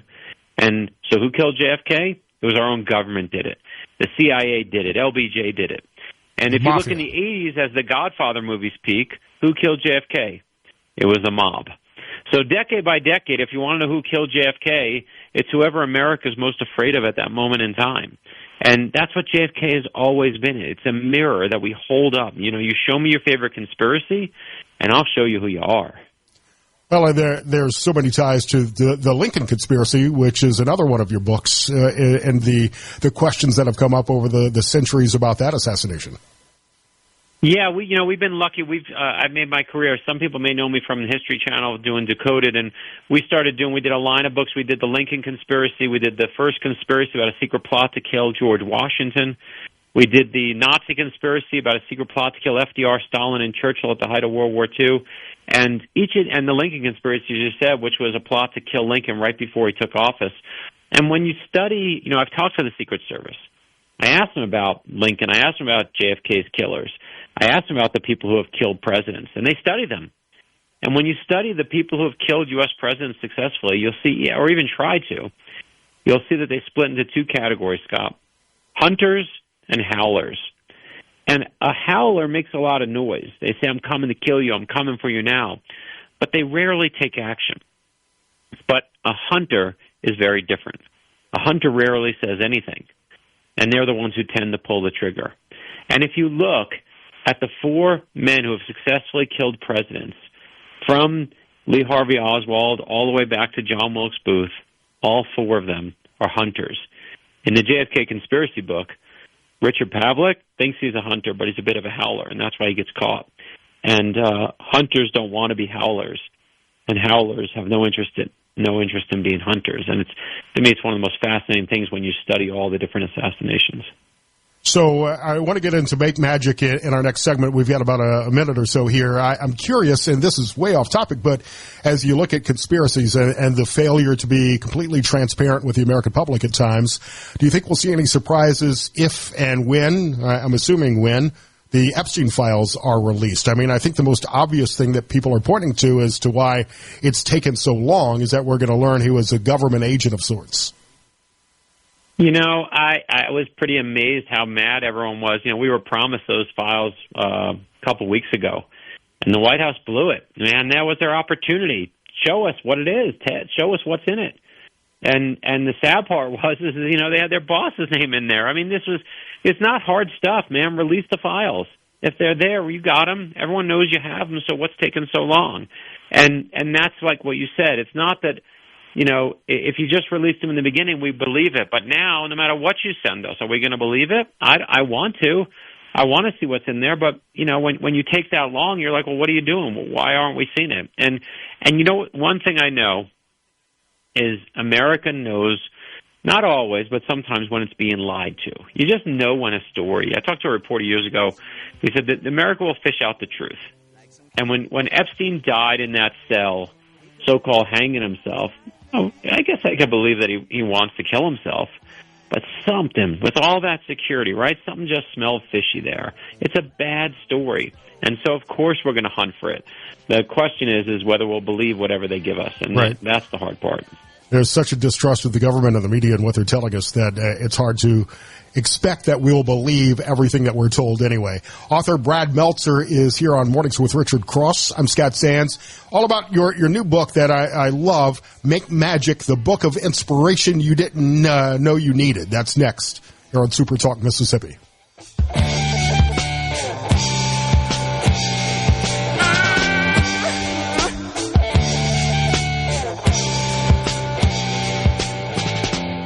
Here's Flint. Start your day right. Good morning, America. How are you? Honestly, I have no idea. Mornings with Richard Cross on SuperTalk, Mississippi.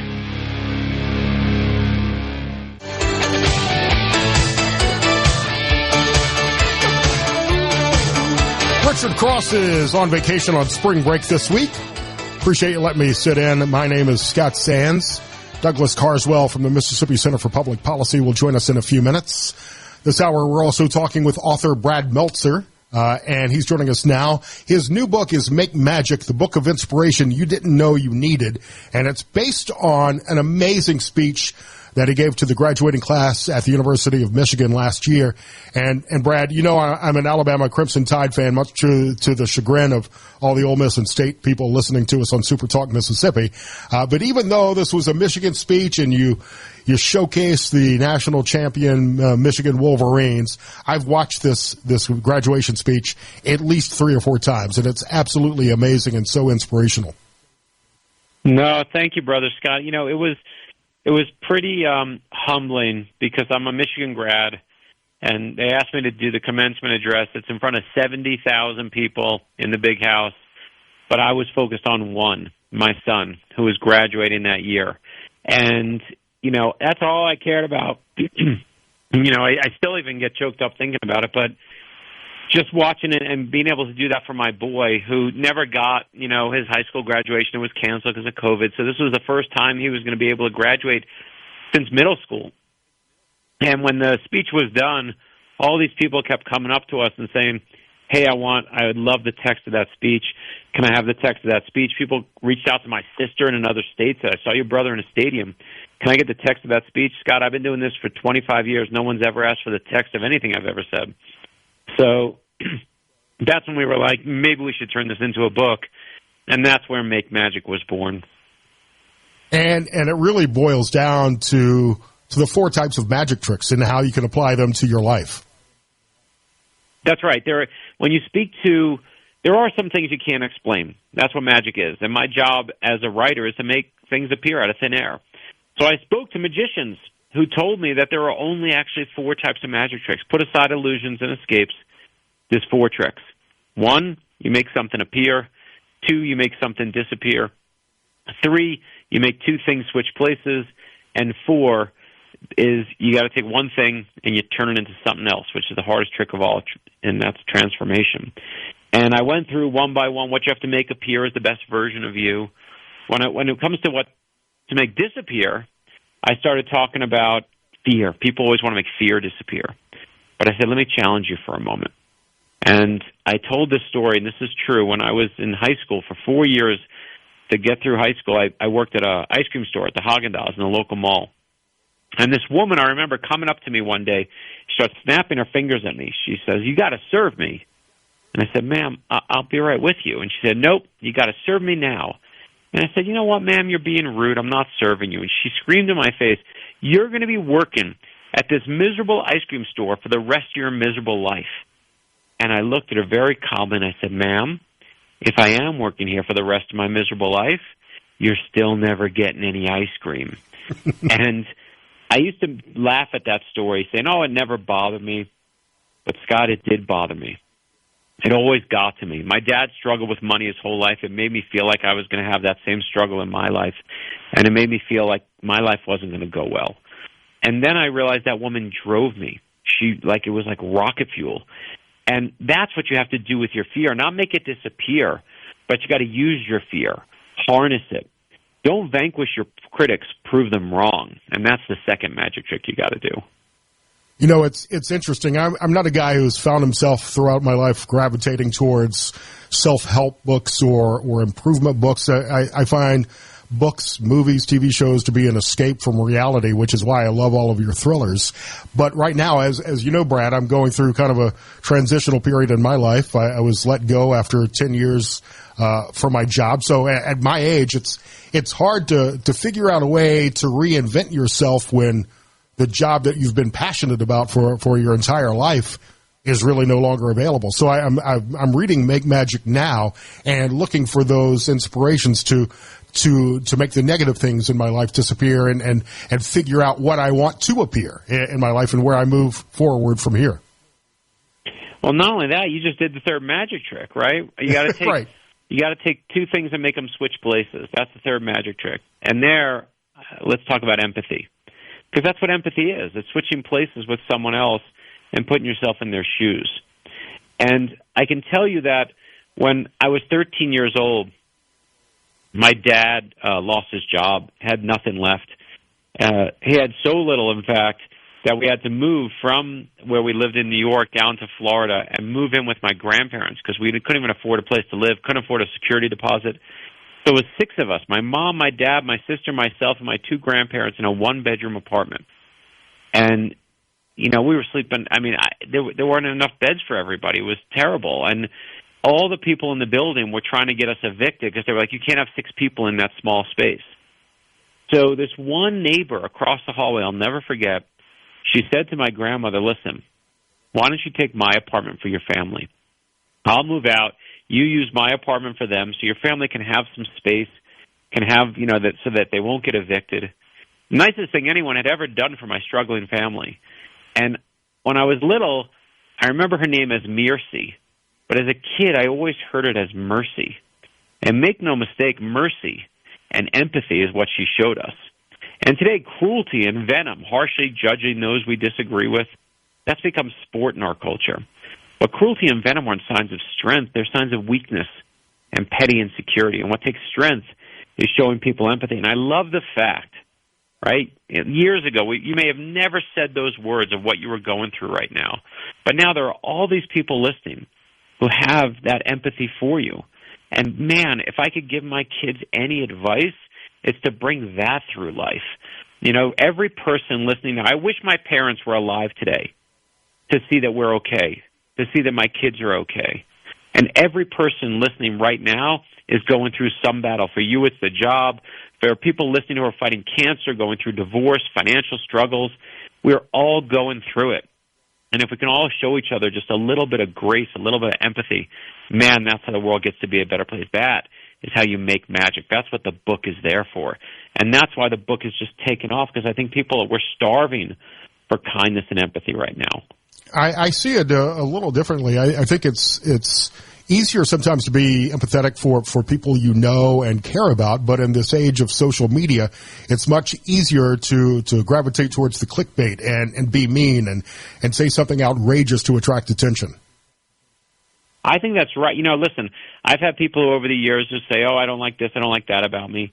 And whenever that happens, I always immediately write back and say, you know what? I'm sorry you feel that way, but thank you for buying that book. And I'm telling you, 90% of the time, Scott, the response quickly comes back and says, I'm so sorry. I didn't realize you were a person. You were really reading this. And that's what we got to do on the Internet, right? Someone said to me recently that Twitter, that what it really is like reading the wall in a bathroom stall. And I was like, that's friggin' right. Like, people are just careless, right? You write there, you write whatever you want. But you don't take that as truth. You'd never read that like you read a newspaper. And I think what we got to do is stop doing that with each other, right? Is find that empathy even for strangers out there. Every person, someone who I adore passed away recently said to me, anytime someone's angry, it actually is someone in pain. And boy, did that calm me down. Because I get angry, right? My dad had a huge, terrible temper. His dad used to beat him up. Like, temper runs in my family, but what calms me down is knowing that every person out there is going through it. So I think you're right. I think finding empathy in strangers is a far better superpower, a far better magic trick than just about any out there. And I think it's difficult sometimes, especially growing up the way that I did and so many of us did, to admit weaknesses and to ask for help from time to time. It's hard to be humble. I think is the point of that is sometimes listen, I can tell you, my dad was struck by lightning. If I ever told you the story, and his dad was struck by lightning. My grandfather was struck by lightning, which means, Scott, you don't want to be in a rainstorm with me, right? Like, right. I'm bad luck on that. But the truth is my dad, my dad's father served in World War II, and he was a boxer, and he used to beat up my dad. And if you came to my house when I was growing up, there would be holes in every door from when my dad would lose his temper and punch a hole in the wall, punch a hole in the door. The only door that had no holes in it was my door. My sister and my door, we shared a little bedroom. And it was the one place my dad was determined not to be his father. And it's easy, like when lightning strikes and it's going to strike again in the same spot. My dad should have beat me up when I was little. Why? Because that's how violence transfers generationally, right? It just goes down, passed down through the family. But my dad was shown empathy and shown kindness by his father-in-law, by my mother's dad. And he said, you know what? I'm not going to be my father. I'm not going to do that thing. And as you said, it's just hard sometimes to break free of that, whether it's pain or whatever it is that's going on in your life. But you got to. And the only way to break free of that is with a positive thing, whether it's love and nothing. I'm not one of those new agey people. I'm like you. I don't read self-help books. What I read are things that have actual things, and I studied it right when I did the Make Magic book. We're up against a heartbreak here. Make Magic, the book of inspiration you didn't know you needed. It's on sale now, and if you haven't seen it, look up Brad Meltzer's commencement speech from the University of Michigan. Brad, love you, man. Thank you. I love the book. You, appreciate you coming on. Thank you.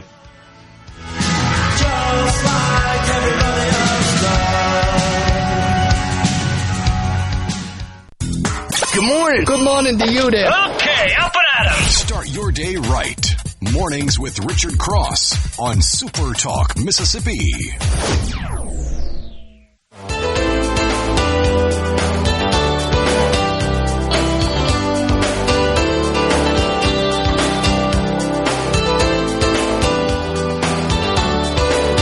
Other than Billy Joel, this might be one of my favorite piano songs ever, Bruce Hornsby, Mornings with Richard Cross. I'm Scott Sands. Thanks for letting me fill in this week on SuperTalk Mississippi. I was watching the opening bell of the stock market to see if we were in store for another sell-off, and it looked that way pre-market, although S&P, NASDAQ, and even the Dow seem to be rebounding a little bit. The S&P and the NASDAQ are both slightly in the green, and the Dow is down 160, but seems to be building back up. We'll keep an eye on that for the rest of the morning. Douglas Carswell is joining me now from the Mississippi Center for Public Policy. Douglas, It's great to meet you. Thanks for coming on. Good morning, Scott. Good morning, Mississippi. You're obviously not from Mississippi, though, are you? I'm originally from the UK. Well spotted. Right. I've lived here for 4 years, and I love it. How did you wind up in Mississippi? I was previously a member of Parliament, and I came into this role about 4 years ago. I believe in freedom and liberty, and I advocate for those here at the Mississippi Center for Public Policy. And we're really excited about what we could see in this legislative session, which could be wonderful. Yeah, obviously there are some issues that we've been talking about, everything from tax reform and lower income taxes, or even eliminating the state income tax, school choice, some other issues on the table. Where do you see them headed? Well, this is the really odd thing. Mississippi is overwhelmingly conservative when it comes to how people vote. There is an overwhelming conservative mandate, and yet our legislature seems to struggle to get fairly basic anodyne conservative policy through. And I think this needs to be pointed out. We're a free market think tank that has no allegiance to any party, but we do have allegiance to ideas, to principles, to the idea of freedom and liberty. And, for example, we've just seen a bill passed after 4 or 5 years of struggle to allow adults in Mississippi to buy wine online. Now, I don't think it should take years. It's a big deal. Well, right, that's a big deal. In the land of the free and the home of the brave, it barely scraped through. In fact, it was initially defeated in the Senate. So I think we need to address this issue. Why is it that in an overwhelmingly conservative state are we seeing real conservative policies struggling to be passed? I mean, if you can't get a bill that allows people to buy a bottle of Merlot online, what chance is there of the big things of tax elimination, of school choice? So I think we need I think it has to do with protecting the muscadine wine industry in the state. Well, I think that needs to be pointed out then. If it's the case, as you say, that there are vested interests representing those parasitic vested interests rather than the conservative voters, we need to point this out. I mean, there are 4 key reforms in this session that could be transformative, that could put Mississippi on a growth trajectory. The first is income tax elimination. If the governor wants it, the speaker wants it, it would be transformative. The second is public-to-public school choice. All 4 neighbouring states have full school choice. There's a bill to allow public-to-public school choice. Anti-DEI legislation, tackling some of the woke ideology in our public universities, removing some of the red tape in healthcare. There are all these bills, and yet they're struggling to get through. And I think we need to begin to create a narrative as to what it is. Who are the roadblocks to reform? Why are things dying, particularly in the Senate? And why are we constantly told that something died in committee as though it was somehow an accident that it died rather than intentional? I think we need to see accountability. If senators or Senate leadership is killing bills that are conservative, I think we need to gently and dispassionately point this out. So what is the holdup? Is it the legislators don't want to give up that control that government has over its citizens? I think it'd be unfair to say all legislators or indeed all senators. I mean, I put it this way. We have a governor who clearly has a vision for Mississippi. Tate Reeves often talks about income tax elimination, making the state more competitive, inward investment, workforce development. Agree with him or disagree with him, he has a vision. So too does the Speaker of the House, Jason White. He clearly has a vision. He made income tax elimination his priority. He is big on school choice and all sorts of other standard conservative things. The problem seems to be the Senate leadership. 2 months into a 3-month session, it's still not clear what their vision for Mississippi is. And yet a lot of the proposals backed by the governor and the speaker have mysteriously died in committee in the Senate. So I think we need to ask, what is the vision for the Senate leadership? Is there a vision at all? And if there isn't a vision, I think we need to have a conversation about that. Because at the moment, the Senate leadership has put a great deal of effort into saying no to things. But that's not good for Mississippi. We need to know, why is the Senate leadership opposing good conservative policy? And it's not as if the House can really negotiate, because it's not even clear what the Senate leadership wants. It just simply seems to say no to any idea that's not its own, and yet not have many ideas of its own. So you talk about this state, you talk about Mississippi being a conservative state, a Republican state, but it's really only been for the last, 4 or 5 decades. I think Carter was the last Democrat president that won this state. But it does historically lean as part of the Democrat solid South. Is that part of the holdup? Even though we may be voting for more Republican candidates, there are less conservative ideologies than you may think. Well, there are certainly some people who, and it's not a criticism, there are certainly some people who perhaps started their careers off as Democrats and in order to have statewide careers are now Republican, and perhaps they haven't absorbed the entirety of conservative free market thought. But I think that would be unfair. I mean, I don't think you should blame history or suggest that it's, opportunism or whatever. It's a good thing, I think, that the solid South switched starting in the 80s. The question is today, what is it? Where is the vision today from, we have 3 key state leaders, a governor, a speaker, and a lieutenant governor. It's clear to anyone with eyes to see and ears to hear that the governor and the speaker have a vision. Why are we not getting a vision, and why are we simply getting no from the Senate leadership? And I think if Mississippi is going to prosper and thrive, we need to have a vision for the future. No is not a vision. Saying no to things is not a vision. And perhaps part of the problem is people are too polite in Mississippi. Perhaps it takes an outsider like me to come along and point out that actually the emperor has no clothes. The Senate leadership has no vision, and this is holding the state back. You don't always get things done when you're polite, as we're seeing with the Trump administration and Elon Musk by their bluntness in taking action. We're talking to Douglas Carswell, Mississippi Center for Public Policy. Go ahead. Well, this is it. I mean, we've seen Trump in office for a month, and he's clearly used his office to achieve great things. This is the model that every conservative in the country should follow. When you get into positions of power, for goodness sake, use it. And yet we've had a solid Republican, solid conservative statewide supermajority for a number of years in the state, and we're struggling to agree on things like income tax elimination. It's bizarre. So the state income tax is That seems to me something obvious to abolish, and how many new residents and businesses it could attract to the state.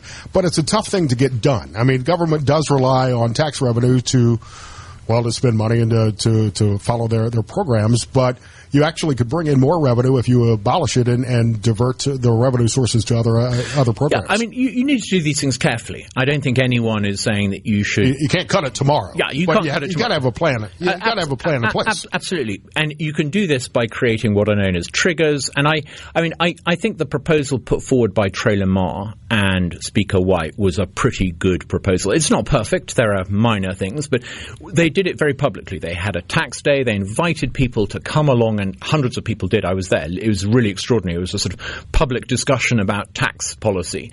It was a textbook example of how to do it.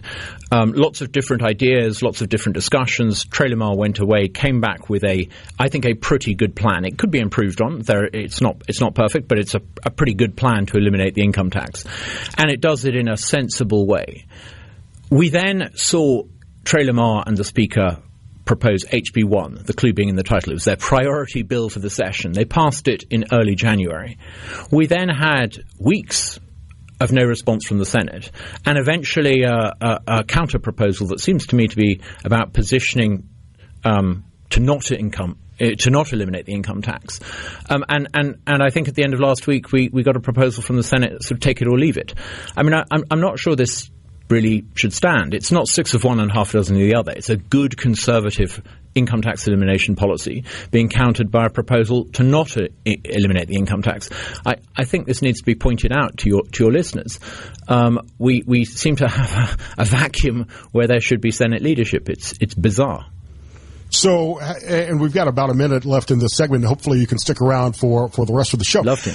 How does this compare to states that have been successful in eliminating their state income tax? Look across the river at Arkansas. I mean, Sarah Huckabee Sanders has come in and she's taken the lead on universal school choice. She's taken the lead on tax reduction. We cut our tax down to 4%. They cut theirs down to 3.9%. That tells you everything you need to know. It really matters that you eliminate the income tax. It's key to making our state competitive. So other states are doing it. Alabama is taking the lead on this. Alabama's governor is using their position and their supermajority to give parents universal school choice and to deregulate. We need to understand that we're being held back by this lack of leadership in the Senate here in Mississippi. Prove me wrong. In the next 3 weeks, get on and do some of this stuff. But right now, I see no evidence of conservative leadership in the Senate. We'll wrap it up with Douglas Carswell, the Mississippi Center for Public Policy. Next, it's Mornings with Richard Cross. I'm Scott Sands on Super Talk Mississippi. That's when I fell deep in love with the girl made in Japan. Wake up! Wake up! Rise and shine! Start your day right. Mornings with Richard Cross. Nice early morning surprise. On Super Talk, Mississippi.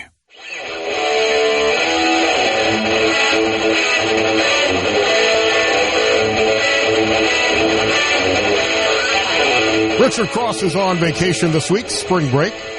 My name is Scott Sands. You can find me on X at Scott Sands Media, the Scott Sands Show on Facebook, of course, all of the SuperTalk platforms as well, and supertalk.fm. Douglas Carswell is joining us on SuperTalk Mississippi this morning, the Center for Mississippi Policy. Douglas, I know we could probably spend an entire show talking about something like school choice and taxes, but I wanted to focus in the time we have remaining on how we can get through these hurdles in the Senate leadership. Is it effective for the people of Mississippi, for advocacy groups to make their voice heard? I mean, would that make a difference, or should it be the lieutenant governor who, as I understand, is responsible for appointing committee chairs? Maybe he could have a little coup in the state Senate as well and replace some of the leadership that's stalling out these issues. Well, I think it requires leadership in the Senate. I think clearly Delbert Hosemann needs to outline in the 3 weeks that he's got left of this session what his position is and where he stands. And this doesn't mean coming on Super Talk and spending 15 minutes filling it with, small talk conversation, small talk conversation. Set out what it is that he wants to see done to eliminate the income tax. Set out clearly, not by innuendo and hint, but very clearly what public-to-public school choice means for him. Show leadership, because, I mean, for goodness sake, Scott, if you're going to struggle to get your agenda through the Senate as Lieutenant Governor, you're not really going to be able to get much through as Governor. If you want to be Governor, you need to set out your vision for the state. And 3 weeks left of this session, I think you should invite the Lieutenant Governor to come and spell out clearly what his vision is. And I think people should ask him what his vision is, because we've yet to hear it, we've yet to see it. Is there a large enough block in the legislature, the Mississippi Freedom Caucus, perhaps, to threaten leadership to get some of these issues passed? Well, I think it requires your listeners. I mean, I think they have enormous influence. The political culture in Jackson is perhaps not used to people being called out for not delivering. There's this idea that everyone has to go along to get along. And I think we need to call time on that, and we need to be prepared to, phone up the Senate and to ask the Senate why they're stalling on income tax elimination, why they're not delivering on school choice. And we're starting to see this. I think we're starting to see ordinary citizens, ordinary voters calling up senators. I certainly had a bit of pushback from senators who are slightly indignant that they're, getting clear messages from voters that they want to see these things enacted. But, I don't think we should underestimate, this hasn't been done previously, and if we're prepared to actually phone up our senators and ask them why they're stalling on income tax elimination, why they're holding back on school choice, why they have failed to deliver yet again the ballot initiative restoration, I think it would only take a little bit of pressure, I think, to see some results. Well, and I believe we're seeing this on both a state level and a national level, the frustration that we as voters are having with our elected leaders failing to get anything done to do their job. I was talking with the Congressman last hour about the continuing resolution before Congress. Mm-hmm. It's got much of the same spending that the Biden administration had. There's no funding for the wall. There's continued funding for USAID. Yeah. These are all things that we've said, hey, let's get the wall built. Let's put a stop to a lot of this foreign spending. But yet it's continuing to be passed on the national level, and we're seeing the same thing in Mississippi. Yeah, and I'm going to go cut straight to the chase. I mean, we have a lieutenant governor who certainly wants us to see him as a potential candidate to be governor. Well, I think I think that's a bit of leverage the voters have there. If you want the top job in the state, you owe it to the voters in the state to spell out what your vision is. No to everything that the governor and the speaker are suggesting is not a vision. So I think I think people need to have this conversation. If as lieutenant governor, you want to be seen as a statewide leader, well, what is your vision? Where is it? You gotta let people know, and then you actually have to do it. Yep. It's easy sometimes to have a vision and to have a plan, but you've got to be able to move those things forward. And if you're ineffective at doing that, then why should you be promoted to the next job? I talk with someone who spends all their time rather nerdishly looking at policy. I mean, platitudes are never enough in politics. You need to spell out the policies to deliver on those desires, those open-ended commitments. But people in Mississippi, I think, have voted conservative again and again and again. And there's this great sense that they're finally beginning to see conservative leadership at a federal level. They're finally starting to see people going through all the federal government waste and rooting that out and tackling DEI. And I think there's a sense amongst a lot of conservative voters, well, why aren't we trying to do some of this at a state level? Why is it that when we have a state auditor who tries to tackle waste in government in Mississippi, the Senate tries to pass a bill to block him? What's going on here? I think there's this growing sense that if people want to be seen as conservative leaders of our state, they need more than just posting social media photographs of them hunting duck. They need more than the right bumper sticker. They actually need to pass some laws in the next 3 weeks. TikTok, prove me wrong. Vote on some of these things in the next 3 weeks. Enjoyed the conversation. It was great to meet you. Douglas Carswell, the Mississippi Center for Public Policy. Find him on X at Douglas Carswell. I'm Scott Sands. Back tomorrow sitting in for Richard Cross. And tomorrow we'll have the State Ag Commissioner on as well as talk a little bit more about school choice. Have a great Tuesday.